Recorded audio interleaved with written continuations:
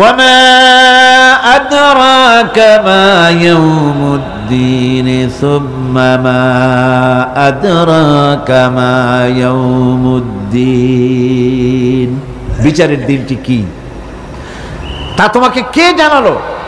আবার জিজ্ঞেস করছি, তোমাকে কে জানালো বিচারের দিনটা কি? আল্লাহ পাক জবাবে বলছেন, বিচারের দিনটা হচ্ছে ইয়াউমা লা তামলিকু নাফসুন লিনাফসিন শাইআন ওয়াল আমরু ইয়াউমা ইযিন লিল্লাহ। বিচারের দিন হচ্ছে এমন দিন যেদিন কেউ নিজেকে রক্ষা করতে পারবে না, কারো থেকে কেউ নিজেকে রক্ষা করতে পারবে না, নিজেকে কেউ নিজের জন্য কাউকে সাহায্যকারী পাবে না। সমগ্র ব্যাপারটি নিরঙ্কুশভাবে আল্লাহ রাব্বুল আলামিনের হাতে থাকবে। সেই দিনটার নাম কিয়ামত, সেটার নাম পরকাল, সেটার নাম হচ্ছে বিচারের দিন। যেদিন কর্তৃত্ব হবে কেবলমাত্র কার? আল্লাহ পাকের। সেই দিনটা হচ্ছে কর্মফল পাওয়ার দিন। লাহা মা কাসাবাত ওয়া আলাইহা মাকতাসাবাত। প্রত্যেক মানুষই সে উপার্জন অনুসারে সেখানে ফল পাবে। যেমন কর্ম তেমন ফল পাবে, ব্যক্তি হিসাবে পাবে, দল হিসাবে পাবে। তিলকা উম্মাতুন ক্বাদ খালাত লাহা মা কাসাবাত ওয়া লাকুম মা কাসাবতুম ওয়া লা তুসআলুনা আম্মা ইয়ামালুন। প্রত্যেক মানুষই তার উপার্জন অনুসারী ফল পাবে। যা সে পাবে তা নিজের উপার্জন ছাড়া আর কিছুই না, আর যে ফল পাবে সেটাও তার উপার্জন। সুতরাং কিয়ামতের দিন আল্লাহ মানুষের উপরে কোনো জুলম করবেন না, অত্যাচার করবেন না। আল্লাহ পাক তো তার বান্দার জন্য জুলুমকারী নন, ঠিক কি না? আল্লাহ পাক বলছেন, মান আমিলা সালিহান ফালিনাফসিহি ওয়া মান আসাআ ফাআলাইহা ওয়া মা রাব্বুকা বিযাল্লামিন লিল আবিদ। যে ব্যক্তি পুণ্য কাজ করলো সে নিজের কাজে নিজের স্বার্থেই তা করলো। আমরা যে নামাজ পড়ি এটা কি আল্লাহর স্বার্থ? কথা কন, আল্লাহর স্বার্থ? সারা পৃথিবীর সমস্ত মানুষ যদি আল্লাহরে সেজদা দেয়, আল্লাহর ক্ষমতা আরো কিছু কালের জন্য বাড়বে নাকি? সমস্ত মানুষ যদি আল্লাহকে অস্বীকার করে, বিদ্রোহী ঘোষণা করে, বিদ্রোহ ঘোষণা করে, তাতে কি আল্লাহর ক্ষমতা শেষ হয়ে যাবে? নাউযুবিল্লাহি মিন যালিক। যেমন ছিলেন তেমনই থাকবেন। সুতরাং আমরা যা করি, আমরা নামাজ পড়ি নিজেদের জন্যে, আল্লাহকে খুশি করার জন্য, কিন্তু কল্যাণটা আমার। কল্যাণটা কার? আমার। রোজা, হজ, যাকাত, তেলাওয়াত যা করি সব আল্লাহকে খুশি করার জন্য, কিন্তু স্বার্থ পুরাটাই আমার, আমার কল্যাণের জন্যই আমি করি। এবং আল্লাহ হচ্ছেন তিনি তোমাদের রব। ওমা রাব্বুকা বিযাল্লামিন লিল আবিদ। তোমাদের রব হচ্ছেন তিনি যিনি বান্দাদের উপরে কখনো অত্যাচার করেন না, জুলম করেন না, মেহেরবানি দিয়ে যিনি ছেয়ে রাখেন তিনি হচ্ছেন আল্লাহ পাক। সুতরাং সেই কিয়ামতের মাঠে আল্লাহ পাকের দরবারে আমাদের সকলকেই উঠতে হবে। আল্লাহ পাকের দরবারে আমাদের সামনে, আল্লাহ পাকের সামনে দাঁড়াতে হবে। সেদিন আমাদেরকে কেউ বাঁচাতে পারবে না। সেদিন আল্লাহ পাক এর দরবারে যেন আমরা আসামি না হই, সেজন্য এই পৃথিবীতে কোরআন অনুযায়ী আমাদের জীবন গড়তে হবে, সুন্নাহ অনুযায়ী জীবন গড়তে হবে। তাহলে পরকালে আল্লাহ পাকের কাছে নাজাত পাওয়া যাবে। বড় কঠিন জায়গা, বড়ই কঠিন জায়গা। আপনি ইউরোপে যান, আমেরিকায় যান, যেখানেই যান না কেন, বিদেশে গেলে সেখানে বন্ধু বান্ধব আছে, ফরেন কারেন্সি সংগ্রহ করে যেতে হয়। আর যদি বন্ধু বান্ধব না থাকে তাহলে ফরেন কারেন্সি তো সংগ্রহ করে নিয়ে যাবেনি, সেটা দিয়ে আপনার উপকার হবে। কিন্তু এমন একটা দেশে আমরা যাব, আমাদের সকলকে যেতে হবে। ওই দেশটার নাম কি? পরকাল। ওটার নাম কি? পরকাল। ওই পরকালে আমরা যে উঠবো, সেখানে কোনো আত্মীয় স্বজন মিলবে না। আল ইয়াউমা লা ইয়ানফাউ মালু ওয়ালা বানুন। ধন, সন্তান, সন্ততি, সম্পদ কোনো কাজে লাগবে না কিয়ামতের মাঠে। সেদিন আমাদের উঠতে হবে খালি হাতে, সেখানে উঠতে হবে। কোনো ফরেন কারেন্সি দিয়ে কাজ হবে না, বন্ধু বান্ধব মিলবে না, কারেন্সিও মিলবে না। এমন একটা কঠিন জায়গা যেখানে মাথার উপরে হবে প্রচণ্ড সূর্যের কিরণ, পায়ের তলে হবে তামার মতো জমিন, সমস্ত মাঠ জুড়ে শুধু মানুষ চিল্লাবে, কাঁপতে থাকবে, চিল্লাইতে থাকবে, উলঙ্গ উলঙ্গিনী হয়ে কিয়ামতের মাঠে মানুষ আল্লাহর দরবারে উঠবে। হযরত আয়েশা সিদ্দিকা রাদিয়াল্লাহু তাআলা আনহা বলেছেন, হে রাসূল, তাহলে কি মানুষের শরম করবে না? হুজুর বললেন, শরমের অনুভূতিই তো থাকবে না, মানুষ সব আকাশের দিকে, ঊর্ধ্বের দিকে তাকিয়ে থাকবে, ভয়তে অস্থির হয়ে যাবে, কেউ কারো দিকে তাকাবার সময় পাবে না। এমন একটা বিভীষিকাময়, এমন একটা বিরাট জায়গায়, কঠিন জায়গায় আমাদের সকলকে উঠতে হবে। যাওয়ার আগে আল্লাহ পাক স্মরণ করিয়ে দিচ্ছেন, সূরা ফাতিহা প্রত্যেক নামাজে আমাদের স্মরণ করিয়ে দেয়, তিনি শুধু রহমান রহিমই নন, তিনি মালিক ইয়াউমিদ্দিন, তিনি কিয়ামতের দিন মানুষের বিচার করবেন। সে বিচারের মধ্যে পক্ষপাতিত্ব থাকবে না, সে বিচারটা বড় কঠিন হবে। কারো পয়সা যদি মারেন, কারো হক যদি নষ্ট করেন, তাহলে প্রতিটা পয়সার জন্য 70 রাকাত কবুল নামাজের সওয়াব দিতে হবে কিয়ামতের মাঠে। বাঁচা যাবে না সেদিন, উপায় হবে না। আল্লাহ পাক যার প্রতি রহম করবেন তিনি ছাড়া আর বাঁচার কোনো পথ থাকবে না। সেই জন্য ওই পরকালের মাঠে কিয়ামতের দিন আল্লাহ পাকের দরবারে আমরা যেন আল্লাহর খাঁটি বান্দা হয়ে উঠতে পারি, এই জীবনযাপনের তৌফিক আল্লাহ পাক যেন আমাদের দান করেন। আমরা সবাই বলি আমিন, সকলে বলেন আমিন। একদিন পরিসমাপ্তি ঘটবে এবং আল্লাহর দরবারে আমাদেরকে উঠতে হবে এবং সেখানে আমাদের বিচার হবে। সেখানে আমাদের কি হবে? বিচার হবে।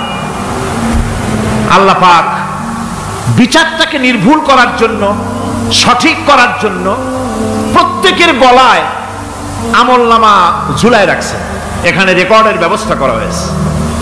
আল্লাহ পাক বলছেন, ওয়া কুল্লু ইনসানিন আলজামনাহু তাইরাহু ফি উনুকিহি ওয়া নুখরিজু লাহু ইয়াওমাল কিয়ামাতি কিতাবান ইয়ালকাহু মানশুরা। আল্লাহ পাক বলেন, প্রত্যেকের ভালো মন্দ কর্মফল, কর্মলিপি আমি তার গলায় ঝুলায় রেখেছি। কিয়ামতের দিন সে নিজের কাছে স্পষ্ট সব দেখতে পারবে, কোনো জিনিস বাদ পড়বে না। তার গলায় তার আমলনামা ঝুলানো আছে, সব রেকর্ড হতেছে। এই পৃথিবী থাকবে না, এটা কি চিরকাল থাকবে না, এর একটা পরিসমাপ্তি ঘটবে। যেমন করে সারা বছর লেখাপড়া করার পর কলেজে, বিশ্ববিদ্যালয়, মাদ্রাসায়, হাই স্কুলে, সব জায়গায় সারা বছর লেখাপড়া করার পর যেমন পরীক্ষা দেওয়ার একটা দিন আসে, সারা বছর ব্যবসা করার পর হিসাব নিকাশ করার যেমন একটা সময় আসে, সারা মাস চাকরি করার পর বেতন পাওয়ার যেমন একটা দিন আসে, সারা জীবন চাকরি করার পর পেনশন পাওয়ার যেমন একটা সময় আসে, অনুরূপভাবে এই দুনিয়া যেদিন শেষ হয়ে যাবে, আল্লাহ নির্ধারিত সময় শেষ হয়ে যাওয়ার পর একটা সময় আসবে যখন আল্লাহ রব্বুল আলামিন সব শেষ করে দিবেন, লন্ডভন্ড হয়ে যাবে, কিছুই থাকবে না। কোরআনে সব আল্লাহ বলে দিয়েছেন। আল্লাহ পাক বলেন, এই পৃথিবীর সব কেমন ভাবে ধ্বংস হবে তার চিত্র আল্লাহ পাক কোরআনে কারিমে তুলে ধরেছেন। ইযাস সামাউ ফাতারাত ওয়া ইযাল কাওয়াকিবু তাসারাত ওয়া ইযাল বিহারু ফুজ্জিরাত ওয়া ইযাল কুবুরু বু'সিরাত। যখন আকাশসমূহ দীর্ণ বিদীর্ণ হয়ে যাবে, তারকাগুলি বিক্ষিপ্ত হয়ে ছিটকে পড়বে, আর সমুদ্রগুলি উচ্ছ্বসিত হয়ে পড়বে, কবরগুলি সব তার ভেতরে যা আছে উদ্গীরণ করে দেবে, তারকাগুলি স্থিমিত হয়ে যাবে। এরপরে সমস্ত আকাশগুলি কাতাইয়িস সিজিল্লিল কুতুব, কিতাবের পৃষ্ঠার মতো একটার পরে একটা ঠাস ঠাস করে পড়তে থাকবে, চূর্ণ বিচূর্ণ হয়ে ভেঙে চুরে একাকার হয়ে যাবে। পাহাড়গুলিকে উড়িয়ে দেওয়া হবে, চন্দ্র এবং সূর্য একাকার হয়ে যাবে। আল্লাহ রাব্বুল আলামিন বলেন, ফাইদা বারিকাল বাসার ওয়া খাসাফাল কমার ওয়া জুমিআশ শামসু ওয়াল কমার। চক্ষু যখন বিস্ফারিত হয়ে যাবে, চাঁদ যখন তার আলো হারিয়ে ফেলবে, সূর্য যখন তার আলো হারিয়ে ফেলবে, চাঁদ আর সূর্য সব একাকার হয়ে যাবে, সেই সময়ের অবস্থাটা কি চিন্তা করো। মানুষ হয়রান হয়ে দৌড়াদৌড়ি করবে।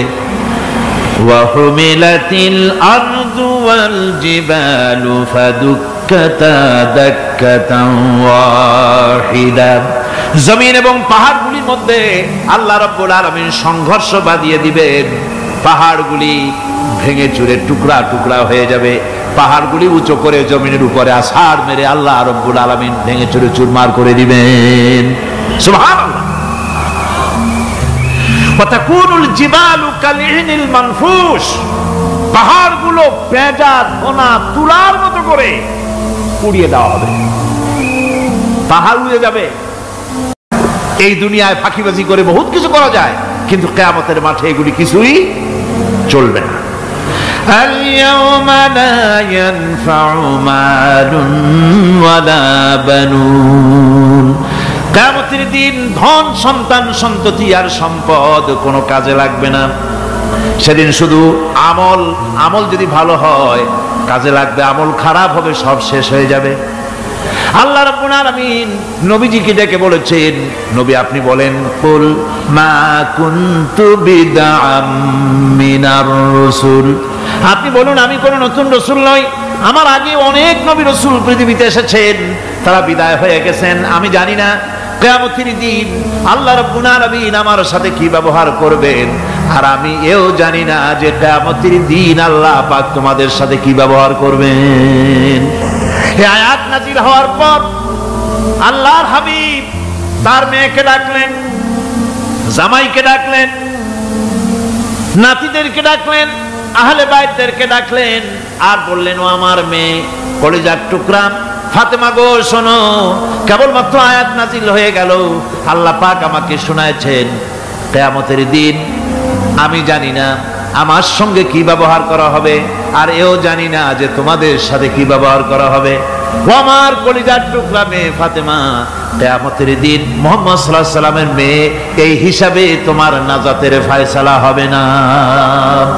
ও আমার কলিজার টুকরা নাতি হাসান আর হোসেন, কিয়ামতের দিন মুহাম্মদ সাল্লাল্লাহু আলাইহি সাল্লামের নাতি হিসাবে ফয়সালা হবে না। ও আমার জামাই হযরতে আলী, কিয়ামতের দিন আমার জামাই হিসাবে নাজাতের ফয়সালা হবে না। আমল যদি ভালো হয় ফয়সালা ভালো হবে, জান্নাতে চলে যাবে। আমল যদি খারাপ হয় কার নাতি কার জামাই দেখা হবে না। সুবহানাল্লাহ। কঠিন কিয়ামতের মাঠ, এই পরকালের বিশ্বাস যদি কলিজার মধ্যে ঢোকে মানুষ ভালো হয়ে যাবে। কোন সুবহানাল্লাহ। ওই যে মক্কার জীবনে ওই সমস্ত মানুষগুলি যারা চুরি করত, ডাকাতি করত, জেনা করত, বদমাশি করত, যারা শয়তানি করত, যারা মানুষকে খুন করত, এই মানুষগুলি এত ভালো হয়ে গেল, যারা চুরি ছেড়ে দিল, ডাকাতি ছেড়ে দিল, জেনা ব্যভিচার ছেড়ে দিল, এত ভালো হয়ে গেল, পৃথিবীর মধ্যে সেরা মানুষ তারা হয়ে গেলেন। জোরে বলেন সুবহানাল্লাহ। নবীর সাহাবীরা পৃথিবীর শ্রেষ্ঠ সন্তান, নবীর সাহাবীরা পৃথিবীর সেরা মানুষ, তাদের চাইতে সেরা মানুষ নবীদের পরে আর কেউ হতে পারে না। জোরে কোন সুবহানাল্লাহ। নবীর পরে পৃথিবীতে শ্রেষ্ঠ মানুষ কারা? সাহাবায়ে কেরাম রিদওয়ানুল্লাহি তাআলা আলাইহিম আজমাইন। ওনারা তো কুফরের মধ্যে ছিলেন, শিরকের মধ্যে ছিলেন, চুরি ডাকাতি জেনা ব্যভিচার এমন কোন পাপ নাই যা করা হয়নি। তারপরে যখন আল্লাহর নবীর কাছ থেকে তাওহীদ, রিসালাত ও আখিরাতের দাওয়াত পেলেন, কি সোনার মানুষ এক একজন হয়ে গেলেন। সুবহানাল্লাহ। যারা ছিলেন নারীর সতীত্বের জম, তারা হয়ে গেলেন নারীর সতীত্বের পাহারাদার। যারা মানুষের মাল চুরি করত, ডাকাতি করত, তারা রাতভর মানুষের মালের পাহারা দিল, মানুষের রক্তের পাহারা দিল। সুবহানাল্লাহ বিহামদি। রক্ত সম্পদের পাহারা দিল। রাসূল বললেন, খায়রুল কুরুনে কারনি, সর্বশ্রেষ্ঠ যুগ তো আমার যুগ। বন্ধুগণ, এরপরে একটা জীবন আসবে ওই কিয়ামতের ময়দানে। এই পরকালের বিশ্বাসটা গুরুত্বপূর্ণ ব্যাপার, আমাদের সব কিছুর হিসাব দেওয়া লাগবে। আল্লাহ পাক বলেন, ইন্নাস সামআ ওয়াল বাসারা ওয়াল ফুআদা কুল্লু উলাইকা আনহু মাসউলা। নিঃসন্দেহে মানুষের শ্রবণ শক্তি, দর্শন শক্তি এবং তার অন্তঃকরণের কল্পনা সম্পর্কে আল্লাহ রাব্বুল আলামিনের কাছে জিজ্ঞাসিত হতে হবে। কান দিয়া কি করেছিলা, চোখ দিয়া কি করেছিলা, মুখ দিয়া কি করেছিলে, হাত দিয়ে কি করেছিলে, সবকিছুর জবাব আল্লাহ রাব্বুল আলামিনের কাছে দিতে হবে। সবটার জবাব দিতে হবে। কোনো কিছু বাদ যাবে না। এমনকি মনের ভিতরে যে কল্পনা আমরা করি, এই কল্পনার হিসাবও আল্লাহর দরবারে দিতে হবে। কোরআনে কারীম বলছেন, ওয়া ইন তুবদু মা ফি আনফুসিকুম আও তুখফুহু ইউহাসিবকুম বিহিল্লাহ। মনের ভিতরে তুমি যেটা কল্পনা করো সেটা প্রকাশ করো, অথবা তুমি গোপন রাখো, যাই তুমি করো না কেন, আল্লাহ রাব্বুল আলামিন এর হিসাবও তোমার কাছে নেবেন।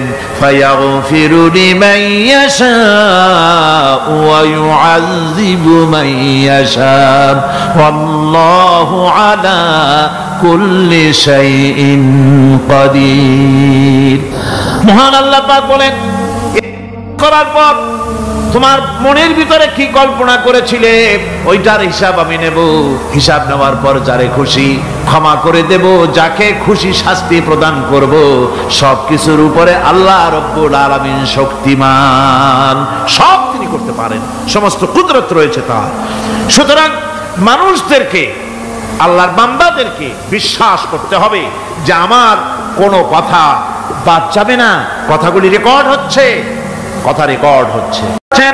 وَنُنَزِّلُ مِنَ الْقُرْآنِ مَا هُوَ شِفَاءٌ وَرَحْمَةٌ لِلْمُؤْمِنِينَ وَلَا يَزِيدُ الظَّالِمِينَ إِلَّا خَسَارًا। আমি এই কোরআন অবতরণের পরিক্রমায় এমন সব বিষয় অবতীর্ণ করেছি যা মুমিনদের জন্য নিরাময় এবং তাদের জন্য রহমত, আর জালিমদের জন্য ক্ষতি ছাড়া আর কিছুই বৃদ্ধি পায় না। জালিমদের জন্য ক্ষতি বৃদ্ধি পায়, আর যারা মুমিন তাদের জন্য এর মধ্যে নিরাময় আছে, এর মধ্যে রহমত আছে। অর্থাৎ যারা এই কোরআনকে যারা নিজেদের আইনের কিতাব হিসেবে গ্রহণ করেছে, কোরআনকে তাবিজের কিতাব হিসাবে নয়, ধর্মীয় কিতাব হিসাবে নয়, কোরআন সংবিধান। কোরআন কি? কোরআনকে যারা সংবিধান হিসাবে মেনে নিয়েছে, কোরআনকে যারা সংবিধান হিসাবে গ্রহণ করলো, ব্যক্তি, পরিবার, সমাজ, রাষ্ট্রে, তাদের যাবতীয় মানসিক, বুদ্ধিবৃত্তিক, নৈতিক, তামাদ্দুনিক রোগের নিরাময় হবে, এর দ্বারা শান্তি হবে। কিন্তু যেসব জালিম এই কোরআনকে প্রত্যাখ্যান করেছি, কোরআনকে যারা মৌলবাদীদের কিতাব বলে, কোরআনের কথা বললে মৌলবাদ বলে গালি দেয়, তারা তাদের কপালকে পোড়াইয়া ছাই বানাইয়া দিছে। এই পৃথিবীতে আসার পর আমাদের হায়াত তো বাড়ছে না, বরং হায়াত প্রতি মুহূর্তে কি হচ্ছে? লোকেরা বলে হায়াত বাড়ে, হায়াত তো বাড়ে না। হায়াত কি হয়? জন্মের পরের থেকে আমার জন্য রিজার্ভ আছে যতটুকু, 50 বছর বাঁচবো, 60 বছর বাঁচবো, যতটুকু হায়াত আমার জন্য নির্ধারিত করা আছে, নির্ধারণ করা আছে, প্রতিদিন একদিন করে কমে যেতেছে। এজন্য আমি বলি, আমার বাড়িতে যে ঘড়িটা আছে, এই ঘড়িটা বেলা 1টার সময় ঢং করে একটা আওয়াজ দেয়, শ্রোতাকে শুনিয়ে দেয়, বাড়িওয়ালা তোমার জীবনের মূল্যবান হায়াত থেকে 1 ঘন্টা কমায়া দিলাম। 2টার সময় 2টা ঘন্টা লাগায় শোনায় দিল, বান্দারে তোমার জীবনের মূল্যবান সময় থেকে 2টি ঘন্টা কমে গেল। এমনি করে দিন গেল, মাস গেল, বছর গেল, আমাদের হুঁশ হলো না। সময় চলে গেল তাস খেলে খেলে, সময় চলে গেল আমাদের খেলাধুলা করে, শয়তানি বদমাশি করে। সময় কতটুকু পেলাম? কিয়ামতের দিন, বিচারের দিনটা যেটা হবে, আল্লাহ রাব্বুল আলামিন বলেন বিচারের দিনটাই লম্বা হবে 50 আলফা সানা মিম্মা তাউদ্দুন। বিচারের দিনটা লম্বা হবে কত বছর? 50,000 বছর। কত বছর? দুনিয়ায় যেভাবে তুমি হিসাব করো, দুনিয়ার গণনা অনুযায়ী হাসরের বিচারের দিনটা হবে 50,000 বছরের মতো লম্বা। এক কিতাবে দেখেছি, তিনি লিখেছেন হিসাব করে, কিয়ামতের ওই দিনটার হিসাবে 50,000 বছর একটা দিন লম্বা। ওই হিসাবে পৃথিবীতে যারা 60 বছর বাঁচলো, সেজন্য আখেরাতে 2 মিনিট দুনিয়ায় বাঁচলো। চিন্তা করেছে? মাত্র 2 মিনিট। 60 বছর যারা হায়াত পেল, 2 মিনিট বাঁচলো। এই 2 মিনিটের জন্য কত হাঙ্গামা, কত মারধর, কত সন্ত্রাস, ক্ষমতার জন্য লড়াই, ঠ্যাং করেঙ্গে ত্যাং করেঙ্গে, লাঠি কে আমদার মুগুর ভরেঙ্গে, শক্তির ঠেলায় অস্থির।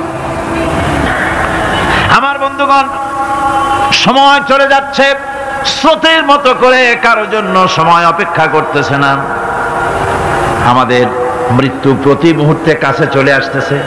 এই জন্য শায়ের বলেছেন, আগাহ আপনি মৌত সে কোই বাশার নেহি, আগাহ আপনি মৌত সে কোই বাশার নেহি, সামাসো বরস কে হ্যাঁ পল কি খবর নেহি। মৃত্যু সম্পর্কে আমাদের কারো জানা নাই, যে কোনো মুহূর্তে মৃত্যু আমাদের কাছে এসে যেতে পারে।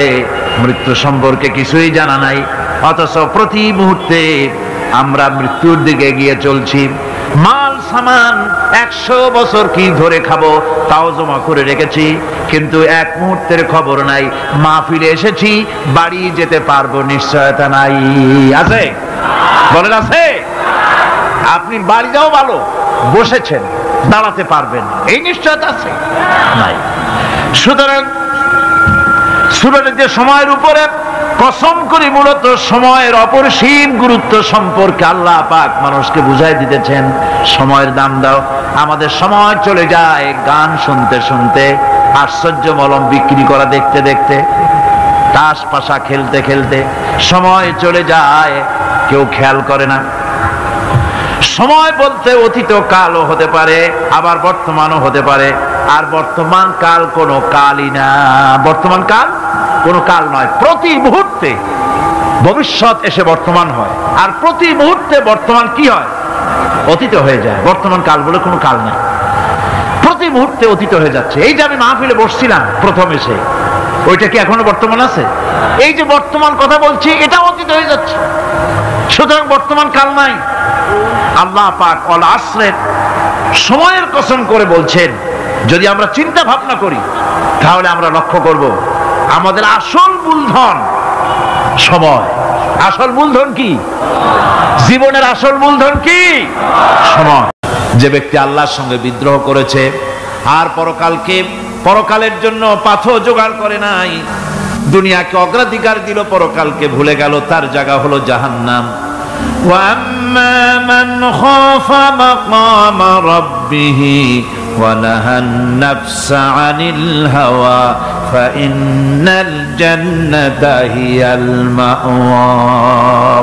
আর যে ব্যক্তি আপন প্রভুর সামনে উপস্থিত হওয়াকে ভয় করেছে এবং আপন প্রবৃত্তিকে লালসা মুক্ত করেছে, লালসার হাত থেকে রক্ষা করেছে, আল্লাহ রব্বুল আলামিন কিয়ামতের দিন তার জন্য রেখে দিয়েছেন জান্নাত। তার জন্য কোন জায়গা? জান্নাত। আমাদেরকে পরকাল ভিত্তিক জীবন যাপন যদি করি তাহলে কবরের জবাবগুলি খুব আসান হবে। আর যদি পরকাল ভিত্তিক জীবন যাপন না হয়, কবরটা মুসিবতের জন্য মুসিবত হয়ে যাবে। হযরত ওসমান রাদিয়াল্লাহু তাআলা আনহু কবরের কাছে গিয়ে খুব কাঁদতেন। সাহাবায়ে কেরাম প্রশ্ন করেছেন, হুজুর, রাসূল করিম সাল্লাল্লাহু আলাইহি সাল্লাম যখন জান্নাত ও জাহান্নামের ওয়াজ করেন তখনও তো এত বেশি আপনি কাঁদেন না, যত বেশি কাঁদেন কবরের কাছে এসে, কারণ কি? হযরত ওসমান রাদিয়াল্লাহু তাআলা আনহু বলতেন, আমার সাথীরা, আমি আমার হাবিবের কাছে, আল্লাহ রাব্বুল আলামিনের রাসূলের কাছে আমি শুনেছি এই কবরটাই হলো প্রথম স্টেশন, এই কবরটাই হলো প্রথম ইমিগ্রেশন কাউন্টার। এই জায়গায় যদি কেউ ধরা পড়ে যায়, কারো যদি চার্জশিট হয়ে যায়, সব জায়গায় ধরা পড়ে যাবে। হাসরে মিজানে সিরাতে কোনো জায়গায় নাজাত পাবে না। আর এই কবরটা যদি কেউ মুক্তি পেয়ে যায়, মিজান সিরাত হাসর সব জায়গা থেকে আল্লাহ তারে ভালোভাবে পার করে দিবেন। এটা হলো আসল জায়গা, মারাত্মক জায়গা, খুব মারাত্মক জায়গা। আমি এটাকে ইমিগ্রেশন কাউন্টার বলেছি আমার ভাষায়। ইমিগ্রেশন কাউন্টার যারা বিদেশ ভ্রমণ করেছেন তারা জানেন। লন্ডন যাবেন, আমেরিকা যাবেন, সৌদি আরব যাবেন, যে কোনো বিদেশে যাবেন, গেলেই পাসপোর্ট তারা দেখবে। পাসপোর্টে আপনার ন্যাশনালিটি কোনটা সেটাই তারা জানতে চাইবে। আপনি কোন দল করেন এটা তারা জানতে চাইবে না, আপনার আইডেন্টিটি কি তারা জানতে চাইবে। তারপরে যদি স্যাটিসফ্যাক্টরি হয় আপনাকে ভিসা দিয়ে ভেতরে ঢুকবার ব্যবস্থা করে দেবে। আর যদি তারা স্যাটিসফাইড না হয় তাহলে আপনাকে মেহমানখানায় ঢুকানো হবে গ্রেফতার করে। কবর হচ্ছে এ ধরনের একটি ইমিগ্রেশন কাউন্টার। কবরের ভিতরে মানুষ যখনই রাখা হবে সঙ্গে সঙ্গে দুজন ফেরেশতা আসবে। কবরের কাছে যারা এসেছিল দাফন হয়ে যাওয়ার পর এই লোকগুলি 40 কদম যেতে যতক্ষণ লাগে এর মধ্যেই দুজন ফেরেশতা এসে যাবে, এসে জিজ্ঞেস করবে মান রব্বুকা, তুমি কোন দল করতে? ওটা তাদের জানার দরকার নাই। ব্যবসা করতেন না চাকরি করতেন প্রয়োজন নাই। প্রথমেই জিজ্ঞাসা করা হবে ন্যাশনালিটি, প্রথমেই জিজ্ঞাসা করা হবে তার ন্যাশনালিটি সম্পর্কে, তার আইডেন্টিটিটা কি, এবং সেটাকে সত্যায়িত করার জন্য বোঝার জন্য 3টি প্রশ্ন।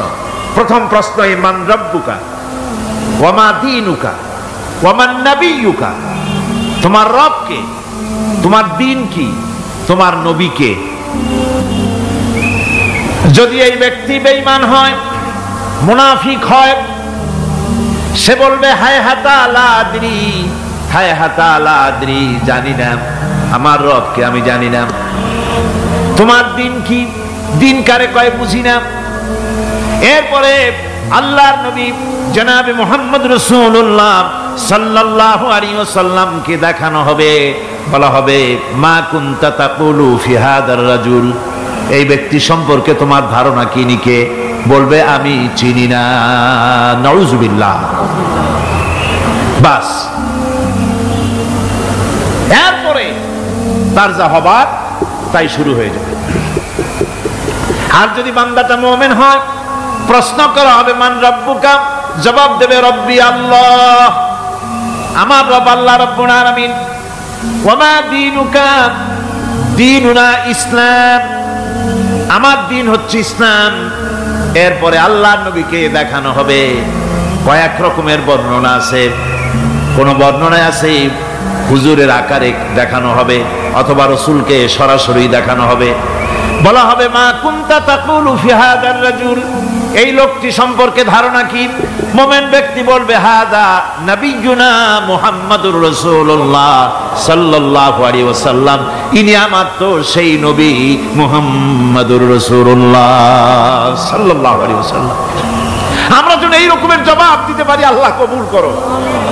সকলে জোরে কোন আমিন। জবাব হয়ে যাওয়ার পর গায়ব থেকে আওয়াজ আসবে ফাফরিশু বিল জান্নাতি ওয়ালবিসু বিল জান্নাহ, ও আমার ফেরেশতারা আমার এই বান্দাকে জান্নাতের পোশাক পরায়া দাও আর কবরটাকে জান্নাতের বিছানা বিছায়া দাও। জান্নাতের পোশাক পরায়া দাও, জান্নাতের বিছানা বিছায়া দাও। ইলা মাদ্দা বাসারিহি, তার চোখের দৃষ্টি যতদূর যায় কবরটা ততটা প্রশস্ত করে দাও। এরপর বেহেশতের পোশাক পরাইয়া বেহেশতের বিছানা বিছায়া ফেরেশতা বলবে নম কানাউমুল উরুস, ঘুমিয়ে যাও। দুলামিয়া যেমন বাসর সজ্জায় নতুন বউ নিয়ে আরামে ঘুমায়, এরকম আরামে ঘুমায় যাও। ইলা ইয়াউমিল কিয়ামা, কিয়ামত পর্যন্ত ঘুমায় থাকবে, আরামে ঘুমিয়ে থাকবে। এরপরে সিংগায় ফুৎকার হবে, সিংগার ফুৎকারের আওয়াজে তার ঘুম ভেঙে যাবে। বলবে ইয়া ওয়াইলানা মান বাআসানা মিন মারকাদিনা, হায় আফসোস, আমার এত আরামের ঘুম থেকে কে আমাকে জাগ্রত করলো, আমার ঘুমটারে নষ্ট করলো কে। আওয়াজ আসবে হাদা মা ওয়াদার রহমান ওয়া সাদাকাল মুরসালুন, এটা হচ্ছে রহমানের সেই ওয়াদা, আর মুরসালিনরা নবীরা সত্য কথাই বলেছিলেন, সেই কিয়ামত অনুষ্ঠিত হচ্ছে। আমার বন্ধুগণ, সেজন্য এই দুনিয়ার মোহে পড়ে থাকলে পরে দুনিয়ায় যারা অগ্রাধিকার দিবে দুনিয়াকে পরকালের তুলনায়, জবাব দিতে পারবে না কবরের ভিতরে গিয়া। আর যারা পরকালকে অগ্রাধিকার দিবে, দুনিয়ার চাইতে পরকালকে বেশি অগ্রাধিকার দেবে, আর আল্লাহর ভয় কলিজার ভিতরে রাখবে, কবরের জবাব সঠিকভাবে দিতে পারবে, কিয়ামতের দিন আল্লাহ রাব্বুল আলামিন তাদের জন্য জান্নাত দান করবেন। জোরে বলেন আমিন। মানুষের মূল ক্ষতি ব্যবসায় ক্ষতিগ্রস্ত হয়েছে, এটা মূল ক্ষতি নয়। স্বাস্থ্য হারাইছে, মূল ক্ষতি নয়। রাজনীতিতে ব্যর্থ হয়েছে, মূল ক্ষতি নয়। জীবনে মন্ত্রিত্ব হারাইছে, মূল ক্ষতি নয়। মূল ক্ষতি প্রতি মুহূর্তে সময় নষ্ট হচ্ছে, এটাই মূল ক্ষতি। ভাইরা, কিয়ামতের দিন জান্নাতীদের কোনো দুঃখ থাকবে না, সকলের দুঃখ থাকবে, জান্নাতীদের কোনো দুঃখ থাকবে নাকি? থাকবে, থাকবে। জান্নাতীদের মনের মধ্যে একটা দুঃখই থাকবে, ভালো করে শুনুন, জান্নাতীদের মনের মধ্যে একটা দুঃখই হবে, তারা মনে মনে চিন্তা করবেন, আফসোস করবেন, আহারে যদি দুনিয়ায় বসে অমুক সময় বাসে বসেছিলাম, আজে বাজে চিন্তা করেছি, বাড়ির ড্রয়িং রুমে একা একা বসে বসে আজে বাজে চিন্তা করেছি, অমুক অমুক সময় খেলাধুলায় কাটাইছি, এই সময়গুলিতে যদি সুবহানাল্লাহ, আলহামদুলিল্লাহ, লা ইলাহা ইল্লাল্লাহ, আল্লাহু আকবার, এই তাসবিহ যদি পড়তাম, জিকির আজগার করতাম, জান্নাতের ভিতরে আরো নিয়ামত লাভ করতে পারতাম। সময়টা তো কাজে লাগাইলাম না।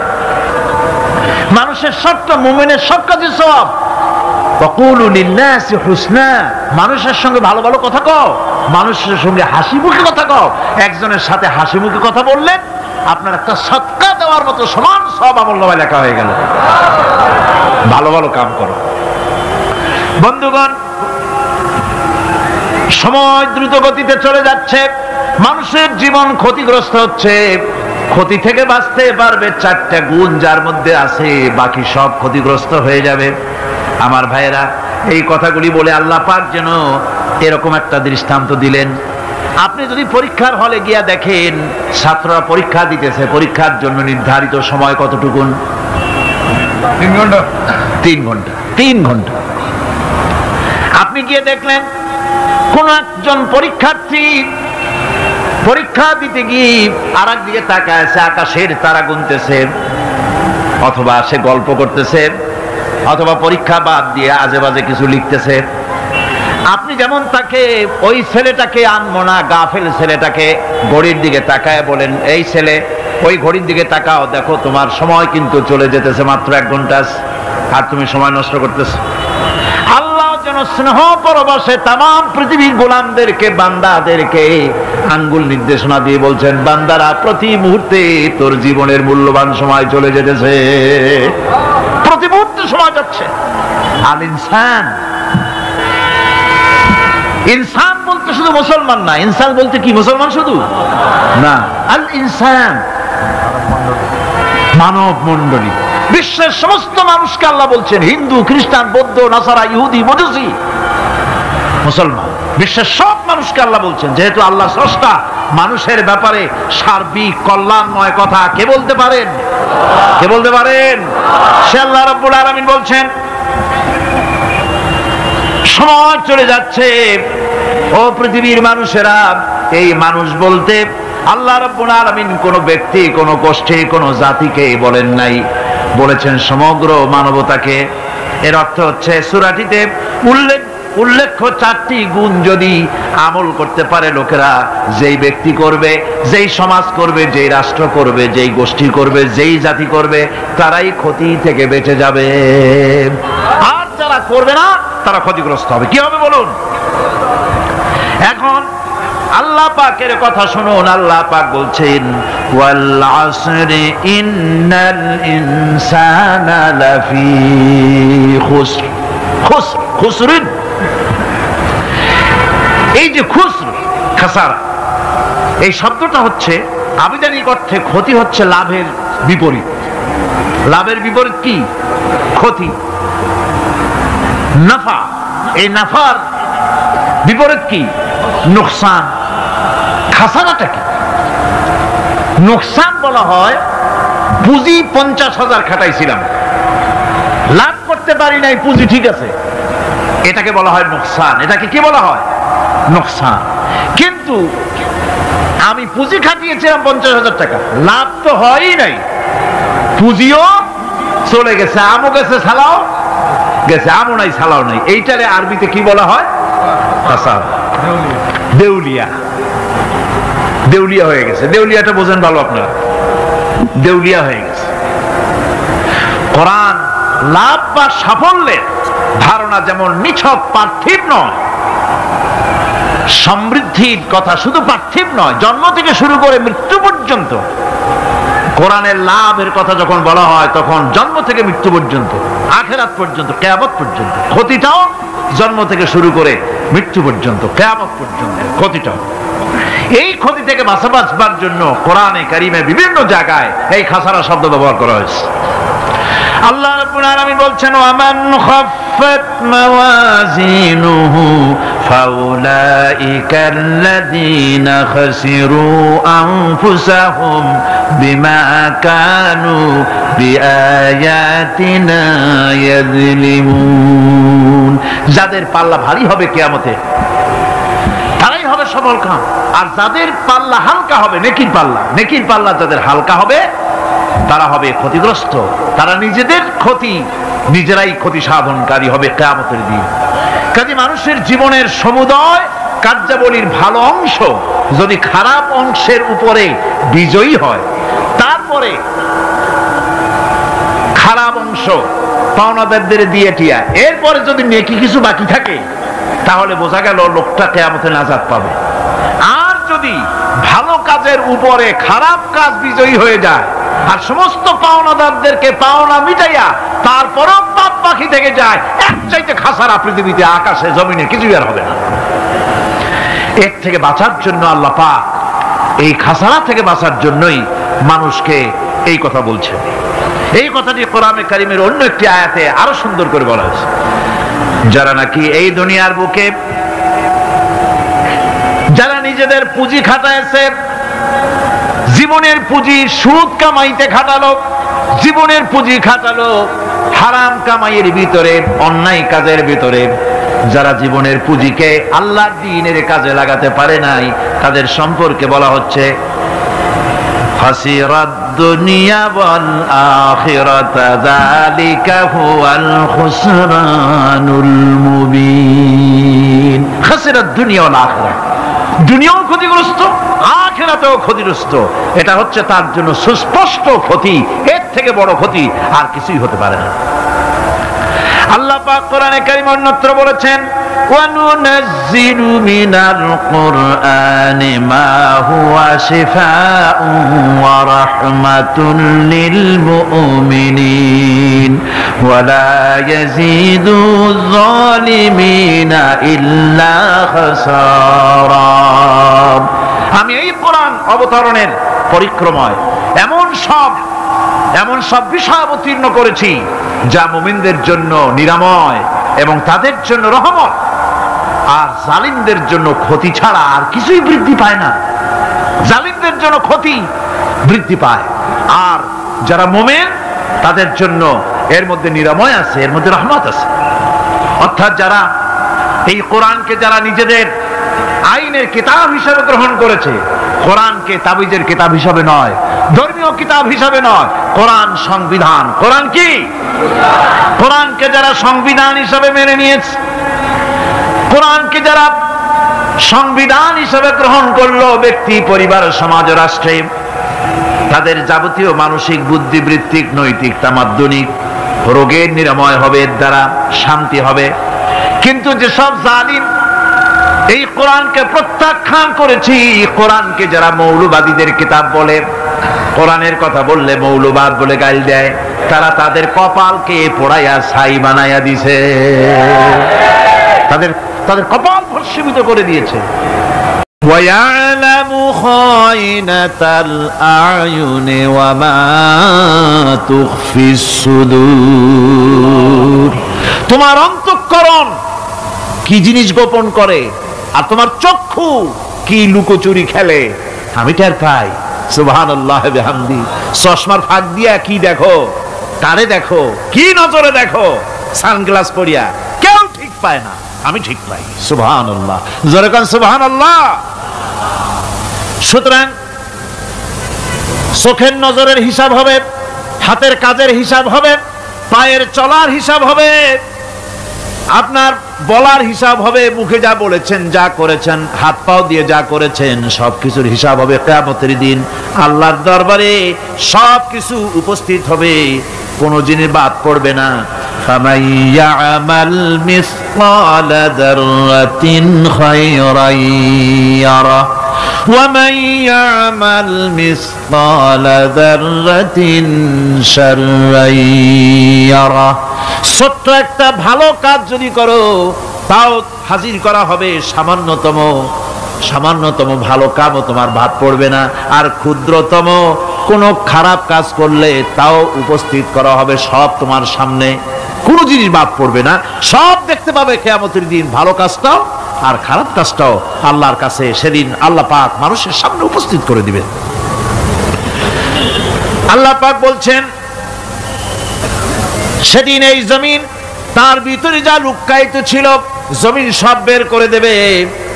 কান্নাহুম জারাদুম মুনতাশির, টিড্ডি ফড়িংগুলি পোকাগুলি মাটির থেকে যেমন বেরোয়, এ মাটির ভিতরে যা আছে কিয়ামতের দিন সব মাটি বের করে দেবে। ইযা যুলজিলাতিল আরদু জিলজালাহা ওয়া আখরাজাতিল আরদু আসকালাহা ওয়া ক্বালাল ইনসানু মা লাহা। এ জমিনকে ঝাঁকি মারা হবে প্রবল এক ঝাঁকুনি, প্রবল এক ঝাঁকুনিতে এ পৃথিবীর মধ্যে যা কিছু আছে সব বেরিয়ে যাবে। সুবহানাল্লাহ কইতে ইচ্ছা করে না মিয়ারা? এক ঝাঁকুনিতে পৃথিবী সব বের করে দেবে।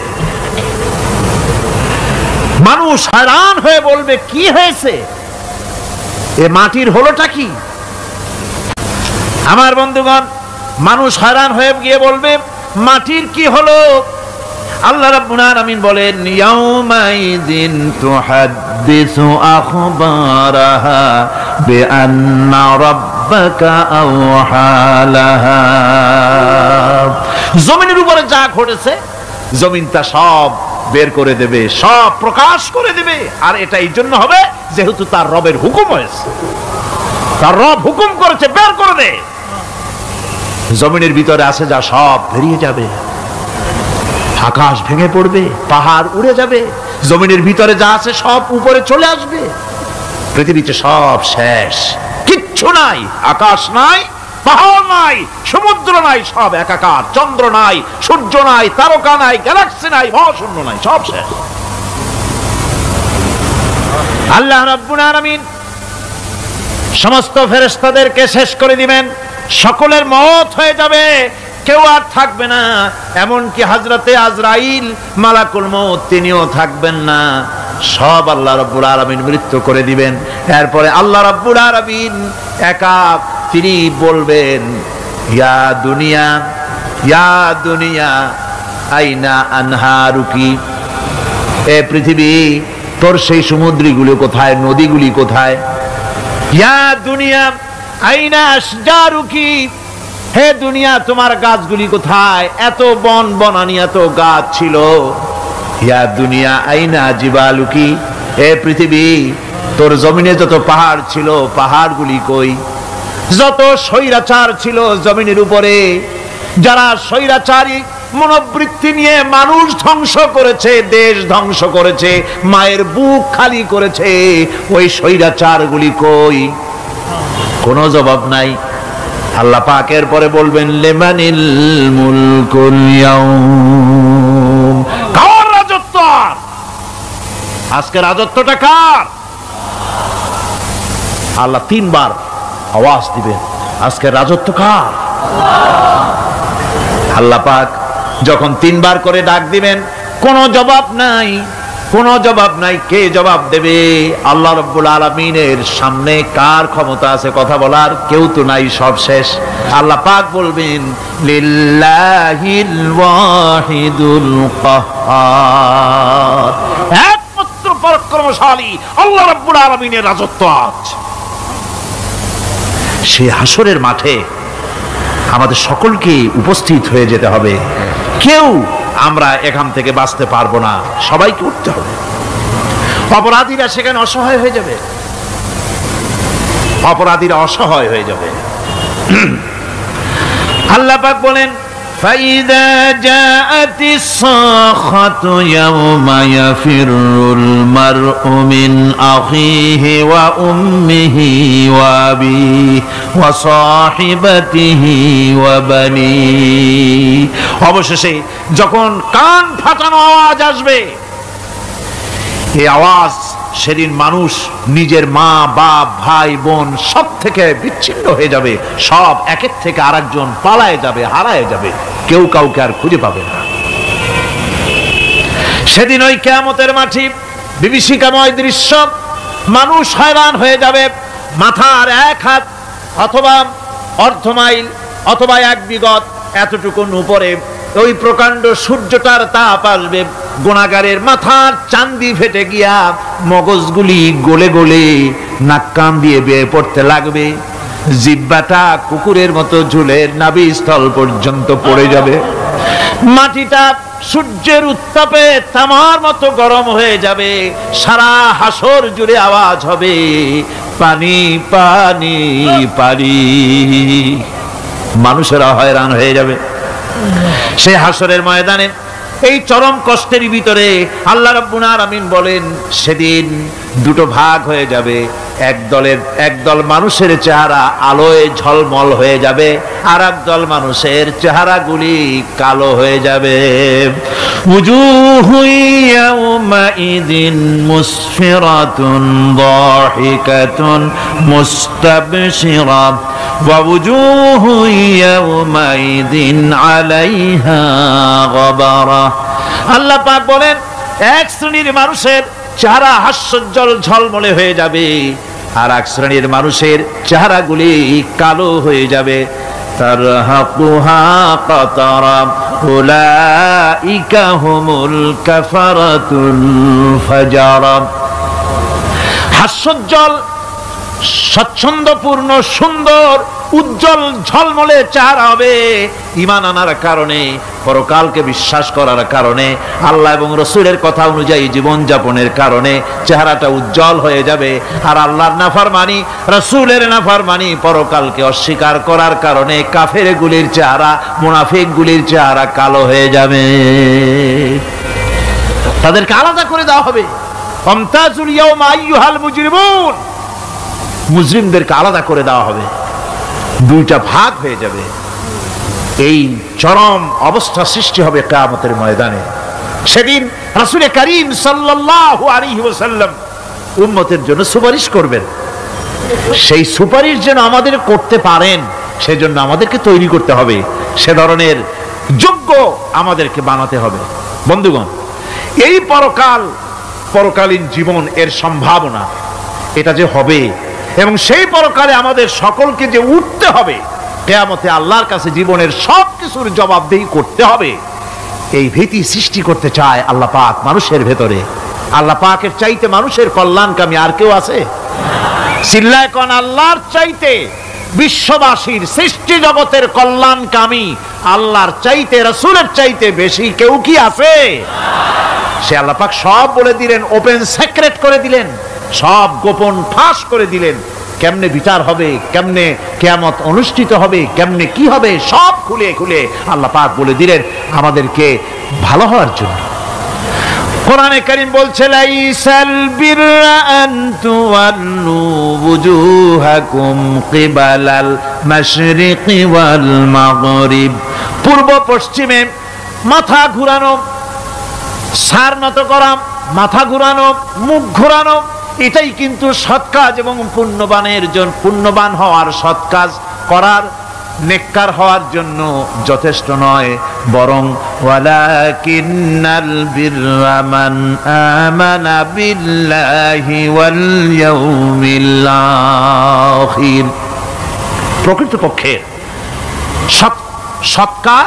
সৎকারী মুমিন, ভালো কাজ করা, প্রকৃত মুমিন, সত্যিকারের ভালো মানুষ, সত্যিকারের ইমানদার হওয়ার জন্য 10টি কাজ লাগবে। কয়টি কাজ? 10টি কাজ লাগবে। সেই 10টি কাজের একটি কাজ গত বছর আপনাদের খেদমতে আরজ করা হয়েছে, 2টি বলা হয়েছে, বাকি আজকে বললাম আর একটা, হয়ে গেল 3টা। বাকি আছে কয়টা? 7টা। বাকি আছে আরো 7টা। পরকাল ভিত্তিক জীবনযাপন যদি করতে পারি, তাহলে আমরা হব দুনিয়ার শ্রেষ্ঠ মানুষ। কোন আলহামদুলিল্লাহ। وسخر لكم ما في السماوات وما في الأرض এই পৃথিবীতে যা কিছু তোমরা দেখতে পাও এ সব কিছুকে তোমার অনুগত করে দেওয়া হয়েছে, যাতে করে তোমার সাহায্য করতে পারে, তোমার সহযোগিতা করতে পারে। এজন্য আমি সব কিছুকে সৃষ্টি করেছি। সাখারা শব্দের অর্থ হচ্ছে যে আমি সবগুলিকে তোমাদের অনুগত করে দিয়েছি, যাতে করে তোমাদের অনুগত থাকে, অর্থাৎ তোমরা তাদের এই সমস্ত জিনিস দিয়ে তোমরা কাজ নিতে পারো। পানির উপর দিয়ে তোমরা যেন নৌকা চালাতে পারো, স্টিমার চালাতে পারো, পানি অনুগত করা হয়েছে, বাতাসকে অনুগত করা হয়েছে। পৃথিবীর সব কিছুকেই আমি অনুগত করে দিয়েছি তোমাদের, যাতে করে তার দ্বারা তোমরা কাজ নিতে পারো। অন্যত্র আল্লাহ বলছেন, আল্লাহুল্লাযী খালাকাস সামাওয়াতি ওয়াল আরদা ওয়া আনজালা মিনাস সামাই মাআন ফাআখরাজা বিহি মিনাস সামারাতি রিজকান লাকুম। আল্লাহ হচ্ছেন তিনি, আল্লাহ রাব্বুল আলামিন হচ্ছেন তিনি যিনি আকাশ সৃষ্টি করেছেন, যিনি জমিন সৃষ্টি করেছেন এবং ঊর্ধ্বদেশ থেকে মেঘমালা থেকে তোমাদের জন্য বৃষ্টি বর্ষণ করেছেন এবং সেই বৃষ্টি দিয়ে মাটির ভিতর থেকে ফসল উদ্গত করে তোমাদের খাবারের বন্দোবস্ত করেছেন। তিনি হচ্ছেন আল্লাহ পাক। তার দয়া সব জায়গায় ছড়িয়ে আছে, তার দয়া নাই, রহমত নাই, এমন কোন সৃষ্টি নাই। মানুষের জন্য যা কিছু প্রয়োজন তিনি তার দয়া দিয়ে, রহমত দিয়ে তিনি তার সৃষ্টি করে দিয়েছেন। আল্লাহ পাক বলছেন, ওয়াসাখখারা লাকুমুশ শামসা ওয়াল কামারা দাইবিনা ওয়াসাখখারা লাকুমুল লাইলা ওয়ান নাহার। যিনি চন্দ্র সূর্যকে সৃষ্টি করেছেন এবং এগুলিকে নিয়ন্ত্রিত করেছেন, চাঁদ সূর্যকে সৃষ্টি করে নিয়ন্ত্রিত করে দিয়েছেন, তোমাদের সমস্ত প্রয়োজন তিনি মিটিয়ে দিয়েছেন। দেখুন, চাঁদ এবং সূর্যকে আল্লাহ পাক সৃষ্টি করেছেন এবং একটা রহমত, একটা কুদরত সেই চাঁদ সূর্যের মধ্যে দান করেছেন। সূর্য যেখানে আছে, এটা যদি আল্লাহর দয়া না থাকতো, শুধু তাপ দেওয়ার জন্য সৃষ্টি করতেন আর মানুষের কল্যাণের দিকটা যদি চিন্তা না করতেন, তাহলে সমস্যা হয়ে যেত। সূর্য যেখানে আছে, বিজ্ঞানীরা বলেছেন তার থেকে যদি কিছু নিচে নেমে আসতো, তাহলে গোটা পৃথিবী জ্বলে পুড়ে ভস্ম হয়ে যেত। আর যেখানে আছে তার থেকে সূর্য যদি কিছু উপরে উঠে যেত, তাহলে গোটা পৃথিবী হিম শীতল হয়ে, পৃথিবী ফ্রিজ হয়ে যেত, মানুষ প্রাণী জগৎ মরে সব শেষ হয়ে যেত। চাঁদ যেখানে আছে, এই চাঁদ তার জায়গা থেকে কিছু উপরে যদি উঠত, তাহলে পৃথিবী মরুভূমি হয়ে যেত। আর যেখানে আছে তার থেকে কিছু নিচে যদি আসতো, তাহলে গোটা পৃথিবী পানি, সমুদ্রের পানি, নদীর পানিগুলি প্লাবিত হয়ে, ওভারফ্লো হয়ে, উচ্ছ্বসিত হয়ে গোটা পৃথিবীকে প্লাবিত করে দিত, ডুবাই দিত, সব শেষ হয়ে যেত। তাহলে আমরা দেখতে পাচ্ছি শুধু সৃষ্টি নয়, সৃষ্টিও করেছেন এবং প্রত্যেকটি সৃষ্টির পেছনে তার দয়া কাজ করেছে, তার কুদরত কাজ করেছে, যাতে করে মানুষের জন্য সুবিধা হয়, মানুষের জন্য উপকার হয়। অন্য আয়াতে আল্লাহ পাক বলেন, وآتاكم من كل سألتموه وإن تعدوا نعمة الله لا تحصوها। আল্লাহ পাক বলেন, তিনি তোমাদের প্রতি এত দয়াবান, আল্লাহ তোমাদের প্রতি এত দয়া রাখেন, এত মেহেরবানি করেন যে তোমাদের সমস্ত চাহিদা তিনি পূরণ করেছেন। তোমাদের জীবনে যা দরকার সব তিনি পূরণ করেছেন, এত পূরণ করেছেন, তোমরা যদি আল্লাহ পাকের নেয়ামতগুলি যদি গণনা করো, ওয়া ইন তাউদ্দু নি'মাতাল্লাহি লা তুহসুহা, আমার নেয়ামতগুলি যদি গুনতে থাকো, গুনে গুনে আমার নিয়ামত শেষ করতে পারবে না। সুবহানাল্লাহ বিহামদি, আমার নিয়ামত গুনে শেষ করতে পারবে না, এত নিয়ামত আমি আল্লাহ রাব্বুল আলামিন দান করেছি। সুতরাং প্রকৃত কথা হচ্ছে যে মানুষ বড় অকৃতজ্ঞ, মানুষ সমস্ত নিয়ামতকে, নিয়ামতের শুকর আদায় করে না, নিয়ামত বোঝেও না। উলাইকা কাল আনাম, চোখ আছে, চোখ দিয়া সব দেখে, কিন্তু আল্লাহর নিয়ামতগুলি দেখে উপলব্ধি করার ক্ষমতা নাই। খায় জনমের খাওয়া, কিন্তু খাওয়ার পরে কার খানা খাইলো, কার দেওয়া খানা খেলো, এরপরে এতটুকুন শুকরিয়াও আদায় করে না। তো চোখ থাকতে দেখে না, অন্তর থাকতে চিন্তা করে না, কান থাকতে হক শোনে না। আল্লাহ পাক বলেছেন, উলাইকা কাল আনাম, এরা হলো জানোয়ারের মতো। কিসের মতো বলুন? আল্লাহ বলেন না, বালহুম আদাল, শুধু জানোয়ারের মতো না, বরং জানোয়ারের চাইতেও নিকৃষ্ট। জোরে কর নাউজুবিল্লাহ। যাদের চোখ থাকতে দেখলো না, কান থাকতে শুনলো না, অন্তঃকরণ থাকতে বিবেচনা করলো না, এরা চতুষ্পদ জানোয়ারের মতো। আল্লাহ পাক বলছেন আর রহমান আল্লামাল কোরআন, এই কোরআন শিক্ষা দিয়েছেন রহমান, যিনি দয়ার সাগর, যিনি মানুষের সব প্রয়োজন মিটিয়েছেন। কোরআনের মতো একটা বড় প্রয়োজন তিনি মিটাবেন না, তা কি হতে পারে? জোরে কোন হতে পারে? মানুষ সৃষ্টি করলেন, অথচ মানুষের চলার পথ দিলেন না। মানুষ সৃষ্টি করলেন, মানুষ কোন পথে চলবে, কি করলে আল্লাহ রাজি হবেন, কি করলে বেহেশতে যাব, কি করলে শান্তিতে থাকবো দুনিয়ায়, এর কোনো পরিকল্পনা তিনি দিলেন না। তিনি শুধু বললেন নামাজ পড়ো, রোজা রাখো, আর তা যদি না করো কিয়ামতে জাহান্নামে যাবা। আল্লাহ কি এইভাবে জালিম? আল্লাহ এরকম জালিম? ওয়ামাল্লাহু বিযাল্লামিন লিল আবিদ। আল্লাহ পাক বলেছেন আমি আমার বান্দার জন্য জালিম নই, আমি বান্দার উপর জুলম করি না। আল্লাহ পাক রহমান, তিনি আমাদের পথ দেখিয়েছেন। তিনি কি সুন্দর, কত রহমত তার, কত দয়া। রহমান নাম দিয়ে সূরাটি শুরু করেছেন। এই কোরআন শিক্ষা দিয়েছেন তিনি, যিনি দয়াবান। আল্লাহ রাব্বুল আলামিন বলেন আল্লাযী জাআলা লাকুমুল আরদা মাহাদান ওয়া জাআলা লাকুম ফীহা সুবুলান লাআল্লাকুম তাহতাদুন। তিনি আল্লাহ যিনি তোমাদের জন্য এই পৃথিবীটাকে সমতল করেছেন, এই পৃথিবীটাকে সুন্দর করেছেন, সমতল করে দিয়েছেন। আর তোমাদের চলার জন্য তিনি রাস্তা তৈরি করেছেন, সমতল জমিনের উপরে করে দিয়েছেন, পৃথিবীটাকে সমতল করেছেন, মাটিটাকে সুন্দর করেছেন, রহমত করেছেন। তিনি পৃথিবীর মানুষকে বসবাসের জন্য একটা পৃথিবী বানালেন, কিন্তু সেই পৃথিবীতে সেই মাটিটা এমন হলো যেখানে এত শক্ত যা বিল্ডিং করা যায় না, যেখানে মাটি খোসা যায় না, জমিন চাষ করা যায় না। জমিন কি এরকম শক্ত? জোরে বলেন, এরকম শক্ত? এরকম শক্ত না। আবার বৃষ্টি পড়লে যে কাদা হয়, ওই রকম যদি জনমের মতো আল্লাহ কাদা বানায় দিতেন যে মানুষ দাঁড়াইতেই পারে না, কাদার মধ্যে ডুবে যায়, এরকম যদি অবস্থা হতো তাহলে এই পৃথিবীর এই জমিনের উপরে মানুষ বাড়ি ঘর বানাইতে পারতো না। ঠিক কিনা কর? আল্লাহ পাক বলছেন আমি একটা ভারসাম্যের মাধ্যমে এই পৃথিবীকে, এই জমিনকে সৃষ্টি করছি, এবং এই জমিন যেন তোমাকে নিয়ে নড়াচড়া করতে না পারে সেজন্য আমি পাহাড় দিয়েছি। পাহাড়গুলিকে কিলকের মতো, পেরেকের মতো খিল মেরে দিয়ে পৃথিবীটার ভারসাম্য রক্ষা করেছি, যাতে করে তোমাকে নিয়ে টালমাটাল হতে না পারে। এই সুন্দর করে পৃথিবীটা বানালাম।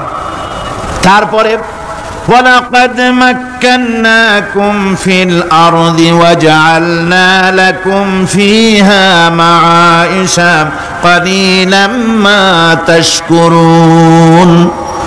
আল্লাহ পাক বলেন আবার দেখো, এই জমিনে আমি তোমাদেরকে প্রতিষ্ঠিত করেছি, আর জমিনের উপরে তোমরা যাতে রুজি রোজগার করতে পারো সে ব্যবস্থাও আমি করে দিয়েছি। জমিন সৃষ্টি করেছি, আবার রুজি রোজগার করবে সে ব্যবস্থাও আমি তোমাদের জন্য করে দিয়েছি। এই পৃথিবী তুমি চাষাবাদ করবে, তাতে ফসল হবে সে ব্যবস্থা করে দিয়েছি, বাড়িঘর বানাবে সে ব্যবস্থা করে দিয়েছি। তারপরে পৃথিবীর এই মাটির নিচে তোমার জন্য সম্পদ রেখেছি, সমুদ্রের ভিতরে, নদীর ভিতরে, সেখানেও তোমার জন্য সম্পদ রেখেছি। আমি রহমান, সব প্রয়োজন মিটিয়েছি। শুধু এর জন্য নয় যে সৃষ্টি করলাম, ইবাদত করলাম আর জাহান্নামে পাঠিয়ে দিলাম, তা তো না। তোমাকে আমি সৃষ্টি করেছি, তোমার প্রয়োজন, যত প্রয়োজন তোমার ছিল জীবনে, সমস্ত প্রয়োজনগুলি আমি মিটিয়েছি। আল্লাহ পাক বলছেন وَهُوَ الَّذِي سَخَّرَ الْبَحْرَ لِتَأْكُلُوا مِنْهُ لَحْمًا طَرِيًّا وَتَسْتَخْرِجُوا مِنْهُ حِلْيَةً تَلْبَسُونَهَا। আল্লাহ পাক বলেন এই সমুদ্রকে আমি আল্লাহ তোমার নিয়ন্ত্রিত, তোমার নিয়ন্ত্রণাধীন করে দিয়েছি সমুদ্রকে, আর তার ভিতরে তাজা মাংস, তাজা গোশত তোমার জন্য রেখেছি, খাবার রেখেছি। আবার তুমি পরিধান করতে পারো এমন জিনিসও, ব্যবহারের জিনিস সমুদ্রের মধ্যে রেখে দিয়েছি। তার মানে হলো সমুদ্রের ভেতরে, তার ভিতরে মাছ রয়েছে, টাটকা মাছ আছে, মণিমুক্তা আছে। স্থলভাগে পৃথিবীর মাটির উপরে যত জিনিস আছে, যত নিয়ামত আছে, সমুদ্রের তলদেশে তার কোনো অংশে কম নাই, বরং তার থেকে আরো বেশি আছে। মাটির উপরে যত নিয়ামত আছে, সম্পদ আছে, মাটির তলায় তার থেকে কোনো অংশ কম নাই। অনেক নিয়ামত মাটির তলায় আছে, খনিজ দ্রব্যগুলি মাটির তলায় থাকে, সমুদ্রের তলদেশে অসংখ্য নিয়ামত আল্লাহ রাব্বুল আলামিন রেখেছেন।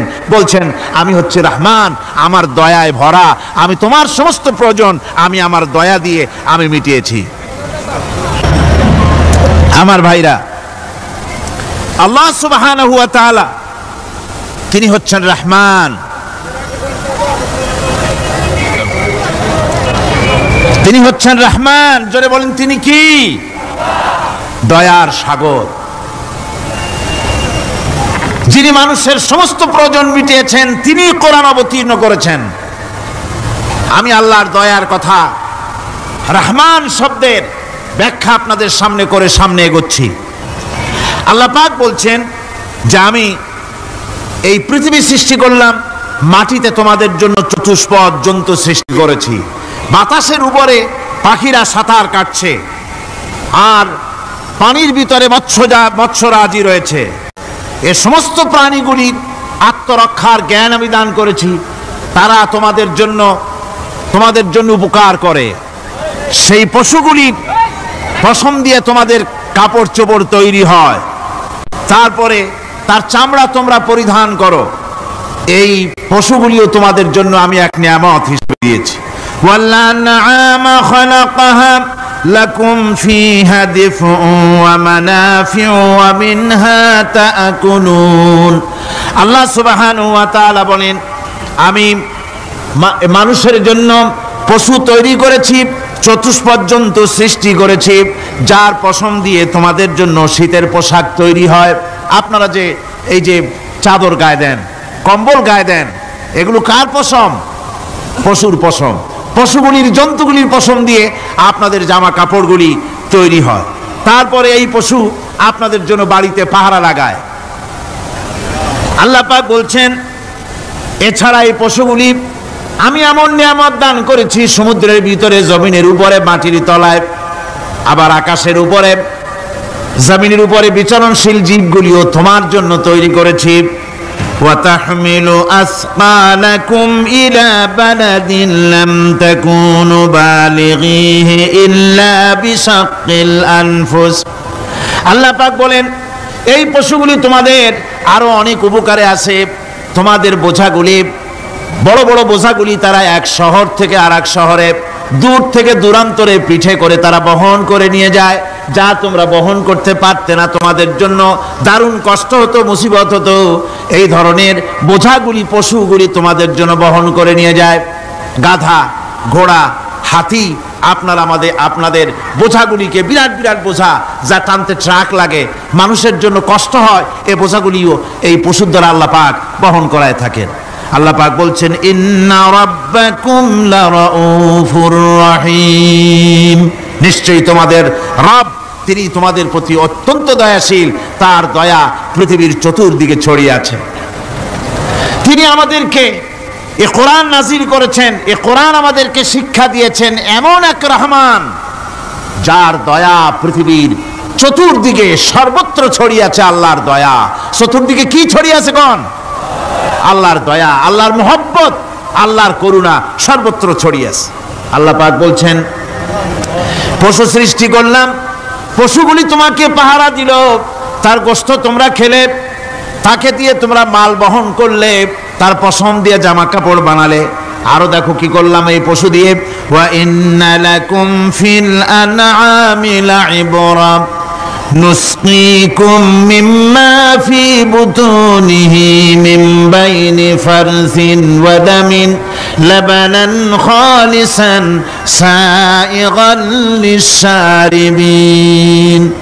আল্লাহ রাব্বুল আলামিন বলেন চতুষ্পদ জীবের মধ্যে বুদ্ধিমান ব্যক্তিদের জন্য নিদর্শন রয়েছে, যারা বুদ্ধিমান তাদের জন্য নিদর্শন রয়েছে। দেখো তোমার গাভীগুলি, এগুলি জমিনের ঘাস খেলো,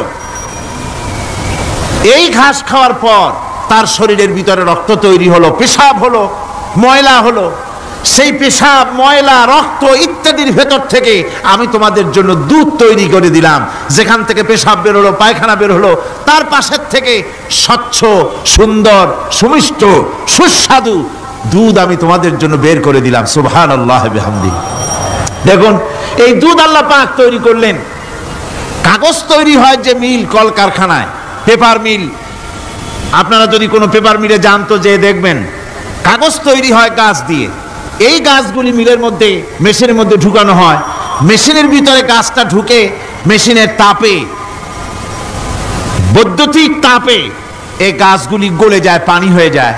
তারপরে ছাকনা থাকে, নেট থাকে, কয়েকটা নেট থাকে। সেই ছাকনাগুলির ভিতর থেকে ছেঁকে এরপরে সেই পানিটা চলে আসে প্লেটের উপরে, এসে আস্তে আস্তে শক্ত হতে হতে সেটা কাগজে পরিণত হয়ে যায়। পানিটা আস্তে আস্তে কাগজে পরিণত হয়ে যায়। তো এই কাগজ তৈরি করতে গিয়ে কাগজটা থেকে যে ছাকনাগুলি দেওয়া হলো, নেট দেওয়া হলো, যাতে করে কোনো আবর্জনা না যায়, সেজন্য এতগুলি নেট সিস্টেম আছে, এতগুলি ছাকনার সিস্টেম আছে। কিন্তু তারপরেও এত সাবধানতা সত্ত্বেও আমরা দেখি কাগজে লিখতে গেলে কাগজের মধ্যে নিপের সাথে অ্যাক্সিডেন্ট হয়ে যায়, এ ধরনের আবর্জনা কাগজের মধ্যে দুই একটা থেকে যায়। অনেক কাগজের মধ্যে এরকম পাওয়া যায় কিনা ভাই? এবার আপনি দেখেন কাগজ তৈরি করার জন্য মিল কলকারখানার ভিতরে, পেপার মিলে এতগুলো নেটের ব্যবস্থা থাকে, ছাকনার ব্যবস্থা থাকে, তারপরেও আবর্জনা কিছু কাগজের মধ্যে চলে আসে, দুই একটা থেকে যায়। কিন্তু ঘাস খেলো, কুটা খেলো, খড় খেলো, ভুসি খেলো, তুষি খেলো, গাবিতে খেলো, খাওয়ার পরে আল্লাহ রাব্বুল আলামিন এ দিয়ে দুধ বানালেন, এ দিয়ে পায়খানা হলো, পেশাব হলো, রক্ত হলো। দুধ যখন দহন করলেন, দুধ দহন করার সময় একটা ঘাসের কণাও কি তার মধ্যে পেয়েছেন? পাওয়া গেছে? যায় নাই। অথচ দুধ থাকে যে বাটের মধ্যে, ওটা কি বলেন? ওলান বলে নাকি? যে ওলানের ভিতরে দুধ থাকে, ওইটা কাটে দেখেন, জবাও করে, গরু জবাও করে ওলানটা কাটে দেখেন, ওর ভিতরে কোনো নেট আছে, কোনো জাল আছে, কোনো ছাকনার ব্যবস্থা আছে? কিচ্ছু নাই। সুবহানাল্লাহ কইতে ইচ্ছে করে না ভাইরা? আল্লাহ রাব্বুল আলামিন বলেন এইভাবে করে পশুর ভিতরে তোমার জন্য কত, এক পশুতে কত উপকার করলাম, গোশত খাওয়ালাম, চামড়া দিয়া জামা বানায় দিলাম। প্রচন্ড শীত পড়ে যেখানে, কানাডায়, ইউরোপে, আমেরিকায় প্রচন্ড শীত পড়ে কোন কোন এলাকায়। দক্ষিণ আমেরিকায়, কানাডার একটা এলাকা আছে যেখানে এবার আমি সফর করে এসেছি। 12 মাস বরফ পড়ে সেখানে, বরফ আর বরফ ছাড়া কিছু নাই। সমস্ত রাস্তাঘাট সব বরফ আর বরফ। সেখানে এই প্রচন্ড শীতের ভিতরে মানুষ কিভাবে থাকবে? সুতা দিয়ে তৈরি করা কাপড়ে শীত কিছুতেই মানতে পারে না। আমি তো গেছি এমন এক জায়গায়, কানাডা এবং আমেরিকা যেখানে ছিলাম, সেখানে শীত ছিল -11 টেম্পারেচার, -11। এখন বোঝেন যে ঠান্ডাটা কি পরিমাণ। মুখের থেকে থুতু ফেললে আপনি চেহারা ফিরাতে পারবেন না, এর মধ্যে আপনার থুতু বরফ হয়ে যাচ্ছে। এই রকমের প্রচন্ড ঠান্ডায় সব রকমের কাপড় চোপড় যা ছিল এগুলো সব কিনে গায়ে দিয়ে আমি 1-3 হয়ে গেছি ফুলিয়া। তারপরেও আমার মনে হচ্ছে ঠান্ডা আমার হাত দিয়ে স্পর্শ করতেছে। তাহলে বরফের দেশ যেটা, এস্কিমোরা যেখানে বাস করে, সেই মানুষগুলির অবস্থা কি? ওই এস্কিমোরা যেখানে বাস করবে, 12 মাস যেখানে বরফ পড়বে, ওই জায়গার মানুষগুলো কি করে, কি গায়ে দিয়া বাঁচবে? এ পরিকল্পনা, এই চিন্তা দুনিয়ায় কেউ করে নাই, রহমান করেছেন। আল্লাহ রাব্বুল আলামিন পশু তৈরি করেছেন, পশুর গায়ে পশম দিয়েছেন, চামড়া দিয়েছেন। সেই জায়গার মানুষগুলি চামড়া দিয়া জামা তৈরি করে গায়ে লাগায়, শীত ঢোকে না। সুবহানাল্লাহ বিহামদিহি। চামড়া দিয়ে জামা তৈরি হচ্ছে, কাপড় চোপড় তৈরি হচ্ছে। আল্লাহ বলেন এভাবে করে কত কিছু হলো। চামড়া দিয়া জামা বানাইলা, পশম দিয়ে শাল তৈরি করলে, কম্বল তৈরি করলে, গোশতগুলো পাইকারি দরে খাইলে জম্মের খাওয়া। তারপরে হাড্ডিগুলি দিয়ে শার্ট তৈরি করলে। এই পশু তোমাকে পাহারা দিল বাড়িতে, কুত্তায় সারা রাত পাহারা দেয় তোমার বাড়িতে। কুত্তা আবার পুলিশেও চাকরি করে। ইংল্যান্ডে, লন্ডনে দেখেছি আপনার, সেখানে কুকুর, ওকে ট্রেনিং দেওয়া হয়, কুকুর পুলিশে চাকরি করে। কোনো পুলিশ আছে হাবিলদার, সাব ইন্সপেক্টর, তবে কুত্তা জানে না যে সাব ইন্সপেক্টর কিনা আসে। বিভিন্ন বিভাগ তাকে দেওয়া হয়েছে এবং তারা এত নির্ভরযোগ্য, শুধুমাত্র চোরের ছবি আর তার ব্যবহৃত জামা কাপড় একটুখানি নাকে শুকায় দেবে কুত্তাকে, পুলিশ আর যাওয়া লাগবে না। এই কুত্তা পুলিশই যথেষ্ট। খুঁজা চোর যদি একবার তার নজরে এসে যায় আর ছাড়াছাড়ি নাই। তাকে হাজির করবে, পুলিশের সামনে এনে হাজির করবে। তো এই কুকুর বাড়িতে পাহারা দিচ্ছে আপনার জন্য, তারপরে পুলিশের দায়িত্ব পালন করতেছে, মানুষ মরে গেলে কোথায় মরেছে সেগুলি সন্ধান করে নিয়ে আসতেছে, মাইন কোথায় পোতা আছে তা খুঁজে নিয়ে আসতেছে। কত উপকার আল্লাহ পাক করছেন। আল্লাহ পাক বলছেন, দেখো বান্দা, তোমার জন্য এই ধরনের অসংখ্য নিয়ামত আমি দান করেছি। আর এই নিয়ামতগুলি কার থেকে আসছে? যত নিয়ামত বান্দা তোমার জন্য তুমি পেয়েছো, সমস্ত নিয়ামত আমি আল্লাহ রাব্বুল আলামিনের পক্ষ থেকে এসেছে। সব নিয়ামত কে দিয়েছেন? জোরে বলেন, কে দিলেন? আল্লাহ পাক দিলেন। আল্লাহ পাক বলেন, এইভাবে করে আমি আমার নিয়ামত দিয়ে, রহমত দিয়ে তোমাকে আমি সৃষ্টি করেছি, তোমাকে লালন পালন করতেছি।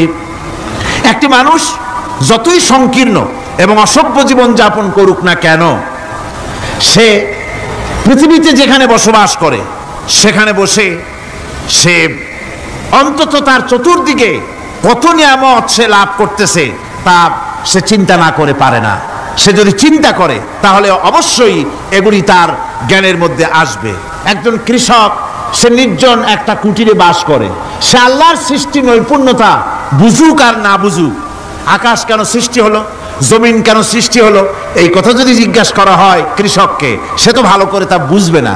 কিন্তু অন্তত এতটুকুন কথা একটা মূর্খ, একজন চাষি যে প্রত্যন্ত একটা অঞ্চলে বাস করে, একটা নিবিড় পল্লীতে বাস করে, অজ পাড়াগায় বাস করে, কোনো শিক্ষার আলো পৌঁছায় নাই, স্কুল নাই, কলেজ নাই, বিদ্যুৎ নাই, হসপিটাল নাই, রাস্তা নাই, টেলিফোনের ব্যবস্থা নাই, এমন একটা জায়গায় একটা নিরেট, একটা মূর্খ, একটা চাষি একটা ঘরের মধ্যে বাস করে। সে পৃথিবীর আল্লাহর সৃষ্টি নৈপুণ্যতা আর কিছু বুঝুক আর না বুঝুক, এতটুকুন কথা তো সে বোঝে যে আমি যদি অসুস্থ হই তাহলে এই গাছপালার পাতা শিকড় বেটে খেলে আমি রোগমুক্ত হয়ে যাই। আমি প্রচন্ড রোদ্রে যখন পুড়ি গাছের তলায়, আমি ছায়া নিলে পরে আমি তখন আরাম পাই, ঠান্ডা পাই। এই গাছগুলি তার তরুণ বয়সে আমাকে ফল দেয়, গাছ যখন বড় হয় তখন সে আমাকে ছায়া দেয়। এই গাছের তক্তাগুলি দিয়ে, গাছ দিয়ে কাঠ হয়, তা দিয়ে তক্তা হয়, তা দিয়ে খুঁটি হয়, তা দিয়ে আড়া হয়, তা দিয়ে নৌকা হয় ইত্যাদি সে বুঝতে পারে। তাছাড়া এই গাছ যখন বুড়ো হয়ে গেল, শুকিয়ে গেল, তখন এই গাছ দিয়ে আগুন জ্বালায়া আমি রান্না বান্না করি। গাছ এত আমার উপকার করছে, তার দ্বারা উত্তাপ পাই, আলো পাই, এত কিছু পাই। একটা মূর্খ লোকও চিন্তা করলে এতগুলি জিনিস সে অনুভব করতে পারে, এবং এরপরে তার চিন্তা চলে যায় যে এই সমস্ত নিয়ামত এমনি এমনি হয় নাই, নিঃসন্দেহে একজন এগুলি সৃষ্টি করেছেন, তার নাম আল্লাহ। তার নাম কি? তার নাম রহমান। যারা বলেন তার নাম কি? রহমান। তিনি সৃষ্টি করেছেন, তিনি এগুলি দান করেছেন। এই বৃক্ষরাজি আল্লাহ পাক বলছেন, নিল্লাযী জাআলা লাকুম মিনাশ শাজারিল আখদারি নারান ফাইযা আনতুম মিনহু তুকিদুন। আল্লাহ রাব্বুল আলামিন বলেন, সেই দয়াময় আল্লাহ রাব্বুল আলামিন গাছ সৃষ্টি করেছেন, আর এই গাছগুলি সৃষ্টি করে দিয়েছেন তোমাদের কাজের জন্য, যা দিয়ে তোমরা আগুন জ্বালাও, চুলা জ্বালাও, রান্না বান্নার কাজ করো। ওয়া রাহমাতি ওয়াসিআত কুল্লা শাই। আমার রহমত ঘিরে আছে আমার গোটা পৃথিবীকে, সর্বত্র আমার রহমত আর রহমত। এই কোরআন শরীফ শিক্ষা দিয়েছেন তিনি আর রহমান আল্লামাল কোরআন। এই কোরআন শিক্ষা দিয়েছেন সেই মহান আল্লাহ রাব্বুল আলামিন, যিনি হচ্ছেন রহমান, যার দয়া দিয়ে গোটা পৃথিবী পরিব্যাপ্ত হয়ে আছে। এক মুহূর্তের জন্য চিন্তা করুন, এক মুহূর্তের জন্য চিন্তা করুন, আল্লাহ পাকের দয়া যদি না থাকতো তাহলে কি অবস্থা হতো? এই পৃথিবী আছে কিন্তু কোনো সৌন্দর্য নাই, আকাশ আছে কিন্তু কোনো তারকা নাই, তারকা আছে কিন্তু তাতে কোনো আলো নাই, গাছ আছে কিন্তু তাতে কোনো সবুজ শ্যামলিমা নাই, আওয়াজ আছে কিন্তু তাতে কোনো সুর নাই, মানুষ আছে কিন্তু তার দেহের মধ্যে কোনো ঐক্য নাই। এই জাতীয় একটা পৃথিবীর চিন্তা মানুষ করতে পারে না। এটা একটা কবরস্থানের মতো অবস্থা হয়ে যাবে। আল্লাহ পাক বলছেন, দেখো আকাশ বানাইছি, আবার সেই আকাশ দেখতে যেন সুন্দর হয় সেজন্য তারকা প্রদীপ দিয়ে আকাশকে সাজাইছি। যেরকম সুবহানাল্লাহ। আল্লাহ রাব্বুল আলামিন বলেন, ওয়ালাকাদ যায়্যানাস সামাআদ দুনিয়া বিমাসাবিহ। আল্লাহ পাক বলেন, এই দুনিয়ার আকাশ খানিকে তারকা প্রদীপ দিয়া সাজায় রেখেছি মনের মতন। দেখো তুমি তাকাইয়া কি সুন্দর করে নয়নবিরাম দৃশ্য, আকাশ বানালাম, চতুর্দিকে তারকা রাত্রে ফুটে উঠল, যা দেখলে মানুষের নজর, মানুষের সুন্দর, তার চক্ষু শীতল হয়ে যায়। জোরে বলেন সুবহানাল্লাহ। সুন্দর করে এই আকাশটাকে আমি সাজিয়েছি। তারপরে আল্লাযী খালাকা সাবআ সামাওয়াতিন তিবাকা মা তারা মিন খালকির রহমানি মিন তাফাউত। স্রষ্টা তিনি, সপ্ত আকাশ রচিলেন থরে থরে, কোন ত্রুটি হেরিবে না তার পূর্ণ সৃজন পরে। চাহো তুমি তার সৃষ্টি পানে, দেখো কিছু ভুল চোখ, ফেরাও তোমার নয়ন খানি, ফেরাও তোমার মুখ। অক্ষমহীন দৃষ্টি তোমার সৃষ্টিতে পাবে ফাঁকি, ফিরাও তোমার নয়ন খানি, ফিরাও কাঙ্গালাখি। আল্লাহ পাক বলেন আমার আকাশের দিকে তাকাও, বারবার তাকাও, সূর্যের দিকে তাকাও, চন্দ্রের দিকে তাকাও, গাছপালার দিকে তাকাও, তাকায় দেখো কোনো ভুল আছে নাকি, ভালো করে দেখো কোনো ভুল আছে নাকি। আল্লাহ পাক বলেন আবার তাকাও, দেখতে দেখতে তোমার চক্ষু দুর্বল হয়ে তোমার কাছেই ফিরে আসবে। আমার সৃষ্টি নৈপুণ্যতার ভিতরে কোনো ভুল পাবে না। সুবহানাল্লাহ। একজন দরবেশ সাহেব, তিনি একবার এই সূরার পড়তেছিলেন, মুখস্থ তেলাওয়াত করতেছিলেন, একটা গাছের তলায় বসে, একটা বট গাছের তলায় বসে এটা তেলাওয়াত করতেছিলেন। যখন তিনি পড়লেন হাল তারা মিন ফুতুর, আমার সৃষ্টি নৈপুণ্যতার ভিতরে কোনো ভুল পাওয়া যায় নাকি। দরবেশ সাহেব চিত হয়ে শুয়ে শুয়ে তেলাওয়াত করতেছেন আর বলছেন আল্লাহ রাব্বুল আলামিন, তোমার সৃষ্টি নৈপুণ্যতার ভিতরে কোনো ভুল ধরার ক্ষমতা তো কোনো মানুষের নাই। তবে একটা জিনিস আমার নজরে পড়ল, এই যে বিরাট বট গাছটা, পৃথিবীতে যত গাছ আছে যেমন গাছ তেমন ফল, তাল গাছটা যেমন ফলও তেমন, নারকেল গাছটা যেমন ফলটাও তেমন, কিন্তু এত বড় বিশাল বট গাছ ফল হতেছে ছোট্ট ছোট্ট ট্যাবলেটের মতো। গাছটা যেমন ফলটা তেমন হয় নাই। আল্লাহ এটা ভুল না, তুমি বলেছো যে দেখো কোনো ভুল টুল আছে নাকি, তো ভুল তো না, আমার চোখে এটা লাগলো, যেমন গাছ তেমন ফল হয় না। দরবেশ সাহেব চিত হয়ে শুয়ে শুয়ে তেলাওয়াত করছেন, মনের মধ্যে এই চিন্তা আসলো, গাছটা যেমন তেমন ফলটা হলো না। দরবেশ সাহেব বলেন এই চিন্তা করতেছি, হঠাৎ করে একটা দমকা হাওয়া বয়ে গেল, ডালে ডালে বাড়ি লেগে গেল, একটা আদা পাকা বটের ফল অনেক উপর থেকে বৃন্তচ্যুত হয়ে চট করে এসে আমার নাকের উপরে ফট করে পড়লো। নাকের উপরে এমন ভাবে পড়ছে নাকটা জ্বলে উঠছে। আমি সেজদায় পড়ে গেলাম। দরবেশ সাহেব বলেন আমি সেজদায় পড়ে গেলাম, চোখের পানি ফেলে আল্লাহর দরবারে মাপ চাইলাম, বললাম রব্বুল আলামিন, তোমার কোনো জিনিসের ভিতরে কোনো খুঁত নাই, নিখুঁত জিনিস তুমি বানাইছো, কোনো ভুল নাই। আমি চিন্তা করেছিলাম নারকেল গাছ যেমন তার ফলও তেমন, তাল গাছ যেমন তার ফলও তেমন, বট গাছটা যেমন তেমন ফল। আমার আন্দাজ মতো, আমার চিন্তা মতো যত বড় বট গাছ অত বড় ফলটা যদি হতো, বটের ফলটা যে পজিশন নিয়ে আমার নাকে পড়েছিল, গাছ যেমন ফল তেমন হলো, নাকও যেত, আমার মাথাও যেত। আল্লাহ রাব্বুল আলামিন বলেন দেখো বান্দা, আমার সৃষ্টি নৈপুণ্যতার মধ্যে কোনো ভুল পাবে না। সুবহানাল্লাহ বিহামদি, কোনো ভুল নাই, বারবার তাকাও, কোনো ভুল পাবে না। আল্লাহ সুবহানাহু ওয়া তাআলা সুন্দর করে বানিয়েছেন, যা দেখবেন শুধু সুন্দর আর সুন্দর। সুবহানাল্লাহ বলে, শুধুই সুন্দর। ফুলের সৌন্দর্য দেখেন, গাছের সৌন্দর্য দেখেন, জমিনের সৌন্দর্য দেখেন, পাখির সৌন্দর্য দেখেন। আল্লাহ পাক যা বানালেন সবগুলিকে আল্লাহ পাক সুন্দর করে করে সৃষ্টি করেছেন, সব গুছিয়ে গুছিয়ে সুন্দর করে করে বানিয়েছেন, অসুন্দর করে কিছু বানান নাই। ফুল দেখতে কত সুন্দর, ফুলের থেকে ফল হয়, সে ফল হওয়ার জন্য ফুলের পুংকেশর আর স্ত্রী কেশরের মিলন ঘটতে হয়। তো ফুল তো আর চলতে পারে না, এই মিলনটা কেমনে হবে? এই জন্য আল্লাহ পাকের রুচি দেখেন, আল্লাহ পাকের রহমত দেখেন, আল্লাহর কুদরত চিন্তা করুন। সুবহানাল্লাহি বিহামদিহি। ফুল সুন্দর জিনিস, ফুলের চাইতে আর কিছু সুন্দর আছে নাকি? এত সুন্দর ফুল, এই পুংকেশর এবং স্ত্রী কেশরের বিনিময়টা কে করবে? এইটা করার জন্য আল্লাহ পাক এই দায়িত্ব তেলাপোকাকে দেন নাই। দিছেন নাকি? আরশোলাকে দিছেন, সার পোকাকে দিছেন, উল পোকাকে দিছেন, তাতে ফুলের ইজ্জত নয়। ফুল যেমন সুন্দর, আল্লাহ রুচি, আল্লাহ রাব্বুল আলামিনের সৌন্দর্য বোধ কত বিরাট, কত মহান আল্লাহ পাক। ফুল যেমন সুন্দর, ওই সুন্দর ফুলের উপরে তেলা পোকা পড়লে ফুলের সৌন্দর্য নষ্ট হবে। এই জন্য আল্লাহ পাক ফুল যেমন সুন্দর, ওই পুংকেশর আর স্ত্রী কেশরের মিলন ঘটাবার জন্য রব্বুল আলামিন সুন্দর প্রজাপতির ব্যবস্থা করেছেন। ফুল যেমন সুন্দর, প্রজাপতিও সুন্দর। প্রজাপতির ডানায় কোন শিল্পী কোন তুলি দিয়ে এত রং লাগালো! সুবহানাল্লাহ বিহামদিহি, সুবহানাল্লাহ বিহামদিহি। কি সুন্দর প্রজাপতি আল্লাহ তৈরি করলেন। আল্লাহ পাক বলছেন, এমনি সুন্দর করে বানালাম, মানুষ বানাইছি।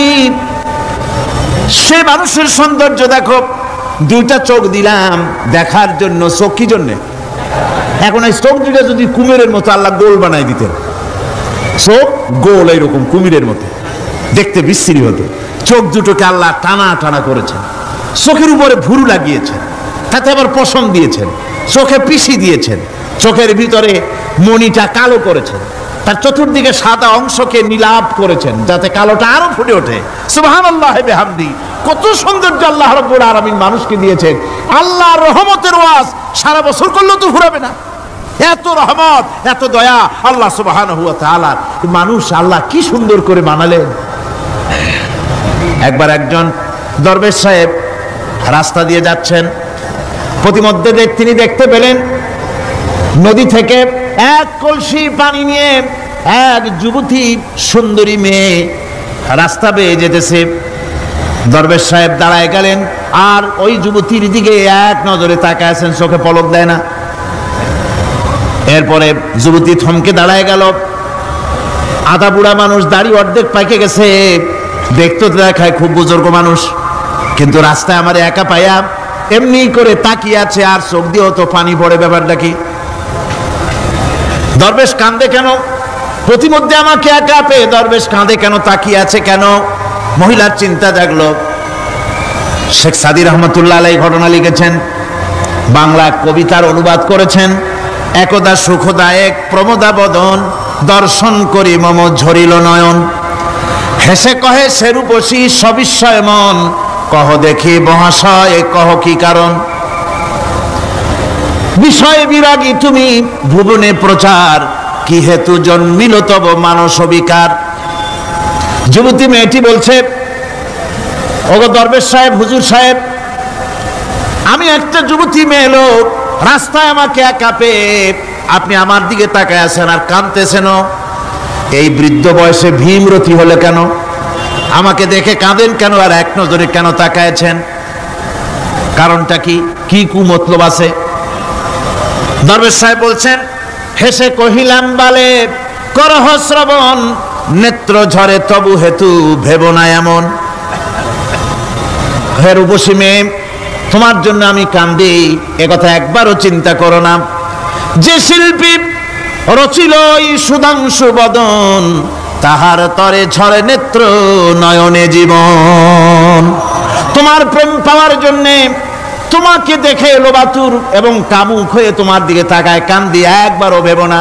আল্লাহর কসম আমি কাঁদতেছি তোমার এত সুন্দর স্বাস্থ্য আর চেহারা যে আল্লাহ রাব্বুল আলামিন বানায় দিলেন। না জানি সেই আল্লাহ কত সুন্দর, যার সৃষ্টি এত সুন্দর, সে আল্লাহ রাব্বুল আলামিন না জানি কত সুন্দর। আল্লাহ পাক সেই সুন্দর আল্লাহ রাব্বুল আলামিনকে দেখার তৌফিক যেন আমরা পাই। জোরে বলেন আমিন, আরো জোরে বলেন আমিন। আল্লাহ পাক বলছেন, আমি সুন্দর করে সব তৈরি করে দিয়েছি। বুঝবে তারা যারা চিন্তাশীল, যারা গবেষণা করে। ইন্না ফি খালকিস সামাওয়াতি ওয়াল আরদি ওয়া ইখতিলাফিল লাইলি ওয়ান নাহার লাআয়াতিন লিউলিল আলবাব। নিশ্চয়ই যারা নাকি জ্ঞানবান, তারা রাত এবং দিনের পরিবর্তন, আকাশ এবং জমিনের সৃষ্টি ইত্যাদির ব্যাপারে, এই সৃষ্টি নৈপুণ্যতার ব্যাপারে তারা চিন্তা করে, গবেষণা করে। রাত এবং দিনের পার্থক্য মানুষের জীবনকে জীবন পদ্ধতিকে দুই ভাগে বিভক্ত করেছে, রাত এবং দিন। দেখেন আল্লাহর রহমত এবং কুদরত সব জায়গায়, রাত এবং দিন মানুষের জীবন চলার পথকে, জীবন পদ্ধতিকে কয় ভাগে ভাগ করেছে? দুই ভাগ। আল্লাহ পাক বলেন ওয়াজআলনাল লাইলা লিবাসান ওয়াজআলনান নাহারা মাআশা, আমি রাতকে করেছি শান্তির বাহন, রাতকে করেছি আচ্ছাদন, শান্তির বাহন, আর দিনকে করেছি রোজগার করার জন্য। দিনের বেলায় রোজগার করবে, কামাই রুজি করবে, কল কারখানায় যাবে, খেতে খামারে যাবে, অফিস আদালতে যাবে, কাজ কাম করবে। এ কাজ করে করে শরীরের ভিতরে ক্লান্তি আসে, অবসাদ এসে যায়। আল্লাহ রাব্বুল আলামিন বলেন আমি আবার রাত বানালাম। ওই রাতের বেলায় মানুষ যখন ঘুমায় যায়, এই ঘুম তার সমস্ত অবসাদ আর ক্লান্তি দূর করে দিয়ে সকাল বেলায় আবার তাজা মানুষ করে সমস্ত একেবারে পরিপূর্ণ কর্মক্ষম একজন মানুষে তাকে পরিণত করে দেয়। রাতটাকে আচ্ছাদন করে দিয়েছি, দিনের কোলাহল মুক্ত রাত, সূর্যের আলোর ঝলকানি, তীব্র আলো নাই, চিৎকার নাই, আওয়াজ নাই। রাতের একটি অন্ধকার চাদর পরিয়ে দিলাম এই পৃথিবীর উপরে, রাতের একটি অন্ধকার চাদর পৃথিবীর উপরে পরিয়ে দিলাম। কোলাহল মুক্ত পৃথিবী, এখন সূর্যের তীব্র আলো আর নাই, এখন আরামে তুমি ঘুমিয়ে যাও, ঘুমাও, আবার সকালবেলা উঠে তুমি কাজ করবে। আল্লাহ পাক বলেন আমি এভাবে ومن رحمته جعل لكم الليل والنهار لتسكنوا فيه ولتبتغوا من فضله। আল্লাহর রহমতের ভিতরে এটাও রহমত, আল্লাহর করুণা, আল্লাহর দয়া যে তিনি দিনকে করেছেন রুজি কামার জন্য, রাতকে করেছেন তিনি তোমাদের জন্য ঘুমাবার জন্য, বিশ্রামের জন্য। এই ব্যবস্থা আল্লাহ রাব্বুল আলামিন করেছেন, যিনি তোমাদেরকে দুপুর বেলায় বিকেল বেলায়ও তোমাদেরকে অবসাদ গ্রহণের জন্য, আরামের জন্য দুপুর এবং বিকাল, সকাল ইত্যাদি তৈরি করেছেন। কোরআন শরীফের ভিতরে আল্লাহ পাক এই সমস্ত কথাগুলি ব্যাখ্যা সহকারে বলে দিচ্ছেন যে আমার রহমত ওয়াসিআত রাহমাতি কুল্লে, সেই সমস্ত জিনিসের চতুর্দিকে তুমি যেখানে আছো তার চতুর্দিক আকাশ এবং জমিন আমার রহমত তোমাকে ঘিরে রেখেছে। এ কোরআন নাজিল করেছেন সেই আল্লাহ, সেই রহমান যার দয়া সর্বত্র ছড়িয়ে আছে। আল্লাহ পাক বলছেন এরপরে তোমাকে সৃষ্টি করলাম, জমিন সৃষ্টি করলাম খাবারের জন্য। আমার রহমতের বিষয়টা দেখো, আমি এমন দয়াবান, এমন মেহেরবান। এবার তোমার খাবারের জরুরত হলো তুমি কি খাবে, সেজন্য এই জমিনে ফসলের ব্যবস্থা আমি আল্লাহ করেছি। জোরে বলেন সুবহানাল্লাহ। জমিন শুকায় গেছে,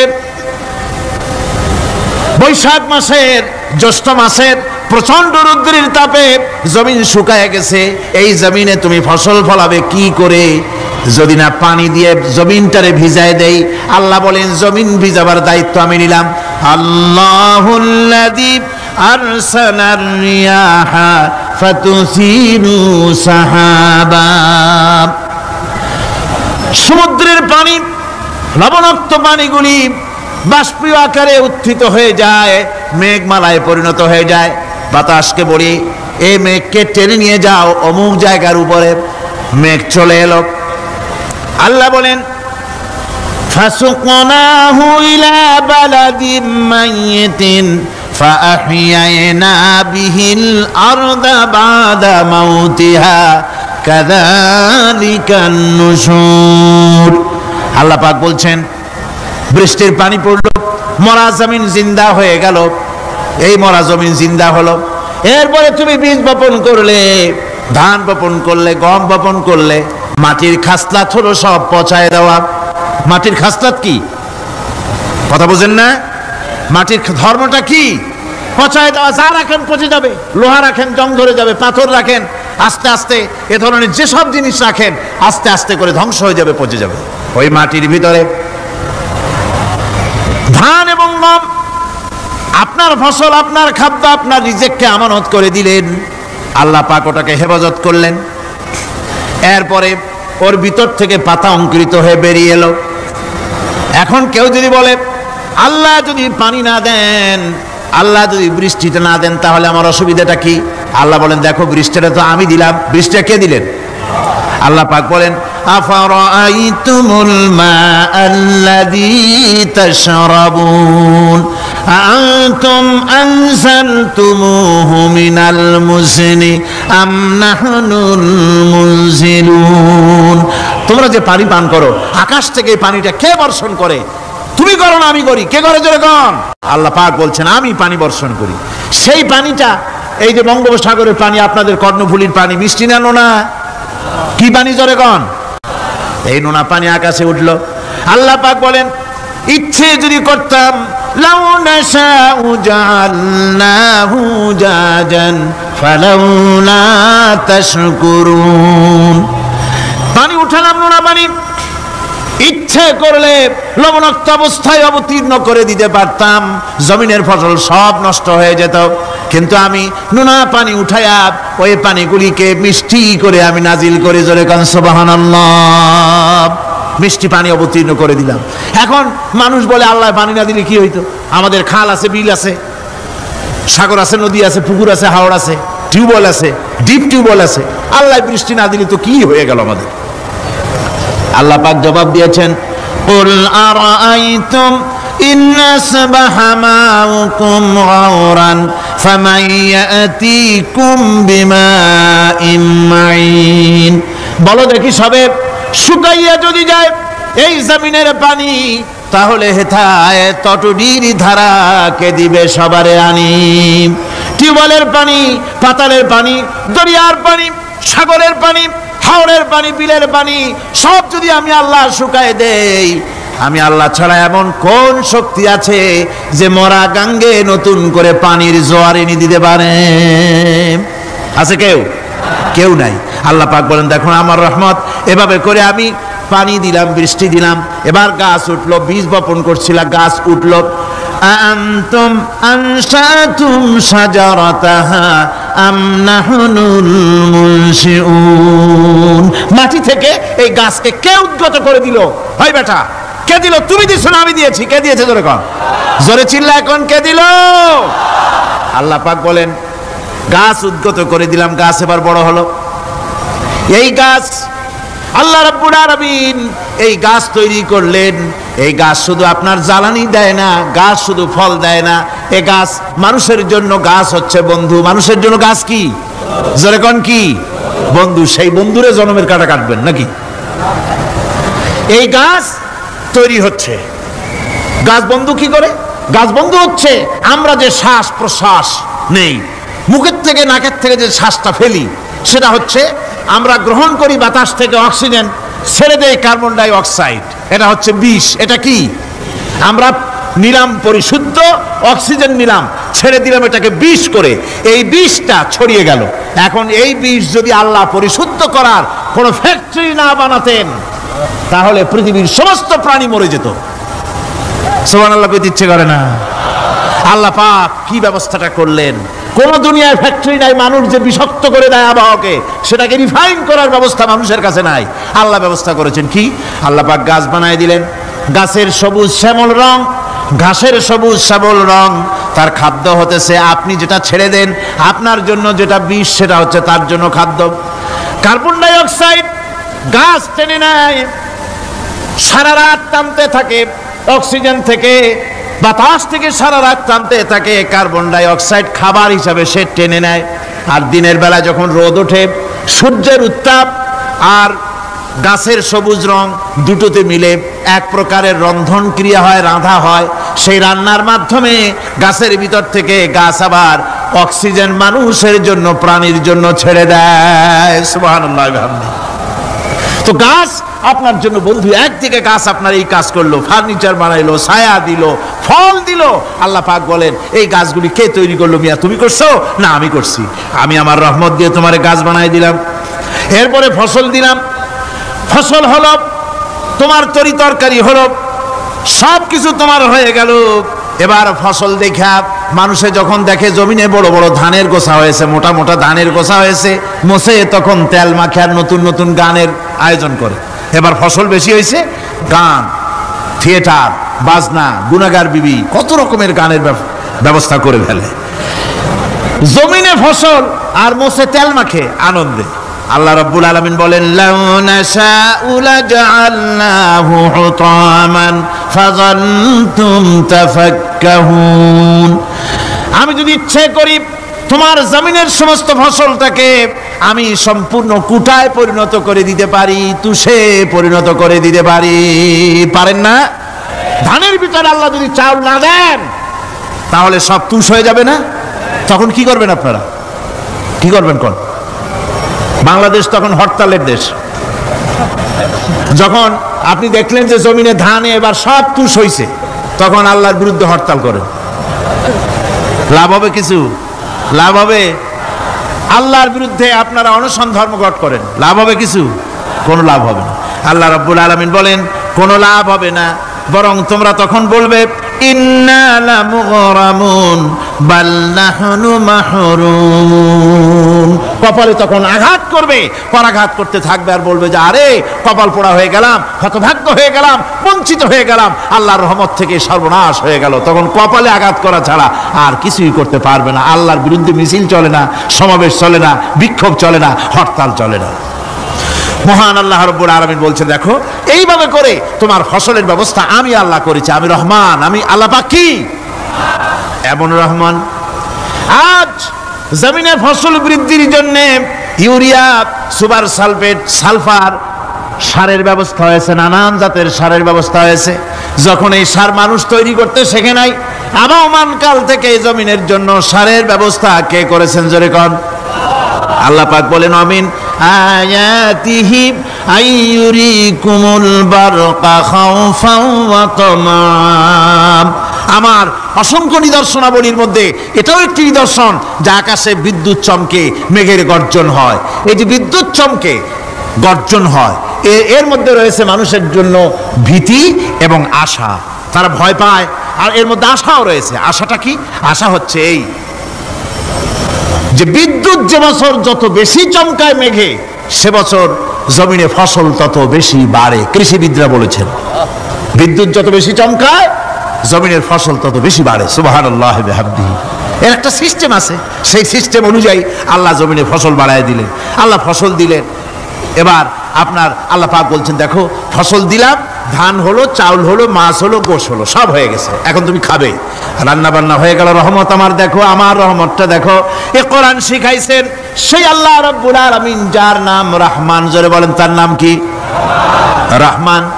চাউল হয়ে গেছে, চাউল তো শুধু ভর্তা বানায় খাওয়া যাবে না, ভাত হয়েছে, আটা দিয়া রুটি তৈরি হয়েছে, কি দিয়া খাবেন?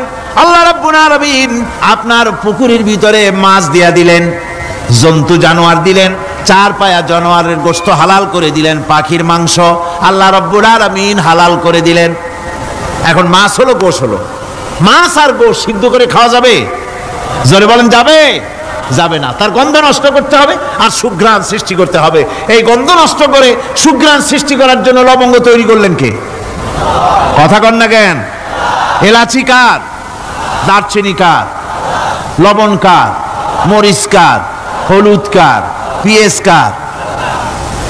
সুবহানাল্লাহি ওয়া বিহামদিহি। এত নিয়ামত আল্লাহ রাব্বুল আলামিন বলেন ওয়া ইন তাউদ্দু নি'মাতাল্লাহি লা তুহসুহা। আমার নিয়ামত গণনা করে করে আমার নিয়ামত গুণে শেষ করতে পারবে না, এত নিয়ামত আমি দান করেছি। এরপরে তরি তরকারি হলো, মাছ গোশ খেতে খেতে অস্থির হয়ে যাবে, তারপরে তরি তরকারি দিলাম, শাক সবজি দিলাম, সব কিছু আমি আল্লাহ রাব্বুল আলামিন দিয়েছি। আমার নাম রহমান, তোমার সমস্ত প্রয়োজন আমি দিয়েছি, মিটাই দিয়েছি। এবার তরি তরকারি হলো আর মানুষ তরি তরকারি খাইলো, আল্লাহ শুকর আদায় করলো না। শুকর আদায় করে? করে না। এত সুন্দর মজার কদু, সেই কদু খায়, আর কদু খাইয়া মোসে তাও মারে আর বলে স্বাদের লাউ বানাইলো বৈরাগী। আল্লাহ শুকর আদায় করে, আল্লাহর নিয়ামতের শুকরিয়া আদায় করে না। আমার ভাইয়েরা, আল্লাহ রাব্বুল আলামিন বলেন এই পৃথিবীর আমি রহমান, কোরআন আমি শিখাইছি আমি রহমান। এমন রহমান শুধু মানুষকে খাবার দেই না, এই পৃথিবীর সকল প্রাণীকে আমি খাবার দেই। জোরে কোন সুবহানাল্লাহ। সকল প্রাণীর খাবার কে দেন? ওয়ামা মিন দাব্বাতিন ফিল আরদি ইল্লা আলাল্লাহি রিজকুহা। এই পৃথিবীর বুকে এমন কোন বিচরণশীল জীব নাই যে জীবের রিজকের দায়িত্ব আমি আল্লাহ গ্রহণ করি নাই। সমস্ত রিজকের দায়িত্ব কে নিয়েছেন? চিল্লায়ে কোন? আল্লাহ সুবহানাহু ওয়া তাআলা। আচ্ছা আপনি কোন তো দেখি, একজন জমিদার একজন বড় লোক চৌধুরী, খুব বড় লোক, তার বাড়িতে 20 জন লোক গেছে রাতের বেলায়। 20 জন লোক গিয়ে মেহমান হইল। মেহমান হইয়া তারা বলতেছে, সাহেব আমরা তো মেহমান, আমি এক একজন এক এক রকমের খাবার চাইলো। একজনে বললো আমি হরিণ খাবো, আর একজনে কয় আমি মুরগি খাবো, আর একজনে বললো আমি খরগোশ খাবো, আর একজনে বললো আমি হাতি খাবো, আর একজনে বললো আমি ছাগল খাবো। 20 জন মানুষের 20 রকমের খাবার চাইলো। একজনে কয় বোয়াল মাছ খাবো, আর একজনে কয় রুই মাছ খাবো। 20 জনে 20 রকমের খাবার দাবি করলো। বলেন জমিদার তো বাড়ির ধারে, জমিদারের বাপ, সেও কি পারবে 20 জনকে 20 রকমের খাবার পরিবেশন করতে? কোন প্রস্তুতি ছাড়া পারবে? পারবে না। কোন প্রস্তুতি ছাড়া, কোন প্রস্তুতি ছাড়া জমিদার হোক রাজা বাদশাহ হোক 20 জন মানুষের খাবার 20 রকমের দিতে পারে না। আর আল্লাহ এমন রহমান, এই পৃথিবীর লক্ষ কোটি কোটি জাতির প্রাণীকে কোটি কোটি রকমের খাবার আল্লাহ রাব্বুল আলামিন পরিবেশন করতেছেন। সাপের খাবার একরকম, ব্যাঙের খাবার আর এক রকম। ব্যাঙে যা খায় সাপে তা খায় না, সাপে যা খায় ব্যাঙে তা খায় না। হাতির খাবার, গন্ডারের খাবার, ভল্লুকের খাবার, বাঘের খাবার, সিংহের খাবার, মানুষের খাবার, ছাগলের খাবার, মুরগির খাবার, মশার খাবার, সারপোকার খাবার, সমস্ত খাবার ভিন্ন ভিন্ন। আবার সমস্ত খাবারের মজা আল্লাহ রাব্বুল আলামিন আলাদা আলাদা করে দিয়েছেন। এমন রহমান, আপনার পেট ভরবেন শুধু স্বাস্থ্য বাড়াবার জন্য, পেট ভরে খাওয়া দরকারটা ছিল। আল্লাহ পাক দেখলেন যে না, শুধু পেট ভরলে তো এরকম খাইতে চাইবে না, তাই আল্লাহ রাব্বুল আলামিন জিহ্বা দিয়ে দিলেন যাতে করে মজা লাগে আর খায়। সব রকমের মজা, এক এক গোশতে, এক এক মাছে, এক এক তরকারিতে এক এক রকম মজা না, সব রকম মজা, সব এক রকম মজা, ভিন্ন ভিন্ন রকমের মজা। আল্লাহ পাক বলেন আমি রহমান, দেখো আমি কিভাবে খাওয়াই। ওয়া কাইয়্যিম মিন দাব্বাতিন লা তাহমিলু রিজকুহা আল্লাহু ইয়ারযুকুহা ওয়া ইয়্যাকুম। এই পৃথিবীতে এমন অনেক বিচরণশীল জীব আছে, যে প্রাণীরা নিজের জন্য কোনো সঞ্চয় করে না, সঞ্চয় করে শুধুমাত্র পৃথিবীর মানুষ। আর পিঁপড়ায় কিছু সঞ্চয় করে। অন্যান্য বহু প্রাণী আছে যাদের কোনো সঞ্চয় নাই। কি বলেন, পাতিশিয়ালের কোনো ব্যাংকে অ্যাকাউন্ট আছে নাকি? না। শীতের মৌসুমে পাতিশিয়াল আইসা ব্যাংকের ম্যানেজারকে বলে না যে কয়েকটা মুরগি আনছি, আমার নামে একটা অ্যাকাউন্ট ওপেন করেন, বৃষ্টির সময় আমি যেন ওগুলো উঠাইয়া পাইকারি দরে খাইতে পারি। ওর কোনো খাবার নাই, সঞ্চয় নাই। এ ধরনের পাখির সঞ্চয় নাই, পশুর সঞ্চয় নাই। মহান আল্লাহ রাব্বুল আলামিন তিনি বলছেন, সকালবেলায় পাখি তার বাসা দিয়া ক্ষুধার্ত পেট নিয়ে পাখিগুলি উড়ে চলে যায়। সাপ তার গর্ত থেকে বের হয় খালি পেটে, পাতি শৃগল খাঁটি পেট নিয়ে গর্ত থেকে বেরিয়ে যায়। তিমির মতো অত বড় প্রকাণ্ড প্রাণী, হাতির মতো প্রকাণ্ড প্রাণী, গরিলা, শিম্পাঞ্জি, ওরাংওটাং, পিঁপড়া থেকে শুরু করে নিয়ে প্রকাণ্ড তিমি পর্যন্ত সমস্ত প্রাণীগুলি সকালবেলায় খালি পেটে বেরিয়ে যায়। সারাদিন ঘোরাঘুরির পর আল্লাহ সুবহানাহু ওয়া তাআলা বলেন, সন্ধ্যাবেলায় সমস্ত প্রাণীর পেটগুলি ভরে আমি আল্লাহ তাদের বাসায় ফিরাইয়া দেই। আমি রহমান, এভাবে করি আমি আল্লাহ রাব্বুল আলামিন খাবারের বন্দোবস্ত করি, পড়ার বন্দোবস্ত করি, থাকার ব্যবস্থা করি। ইয়া আইয়ুহান নাসু যকুরু নি'মাতাল্লাহি আলাইকুম হাল মিন খালিকিন গায়রুল্লাহ ইয়ারযুকুকুম মিনাস সামাই ওয়াল আরদ। ও পৃথিবীর মানুষেরা, ওই আল্লাহর স্মরণ করো, আল্লাহর নিয়ামতের শুকরিয়া আদায় করো যে আল্লাহ তোমাকে আকাশ থেকে জমিন থেকে রিজিক দেন। ওই আল্লাহ ছাড়া আছে কি কেউ যে তোমাকে আকাশ থেকে রিজিক দেয়, জমিন থেকে রিজিক দেয়? লা ইলাহা ইল্লা হুয়া ফান্না তুফাকুন। ওই আল্লাহ ছাড়া কোনো ইলাহা নাই, কেন তোমরা বিভ্রান্ত হও? সেই আল্লাহর দিকে ফিরে আসো। আল্লাহ বলছেন, এভাবে আমি সমস্ত পৃথিবীর মানুষের রুজি রুটির বন্দোবস্ত করি, সমস্ত প্রাণীর রুজি রুটির ব্যবস্থা করি, আমি সেই রহমান। সুবহানাল্লাহ বিহামদি। ওয়া ইলাহুকুম ইলাহু ওয়াহিদ লা ইলাহা ইল্লা হুয়ার রাহমানুর রহিম। এই হচ্ছেন তোমাদের আল্লাহ। সুবহানাল্লাহ। আল্লাহ বলছেন, ওয়া ইলাহুকুম ইলাহু ওয়াহিদ, তিনি হচ্ছেন এক আল্লাহ, এক ইলাহ, যিনি ছাড়া কোনো ইলাহ নাই, তিনি হচ্ছেন রহমান।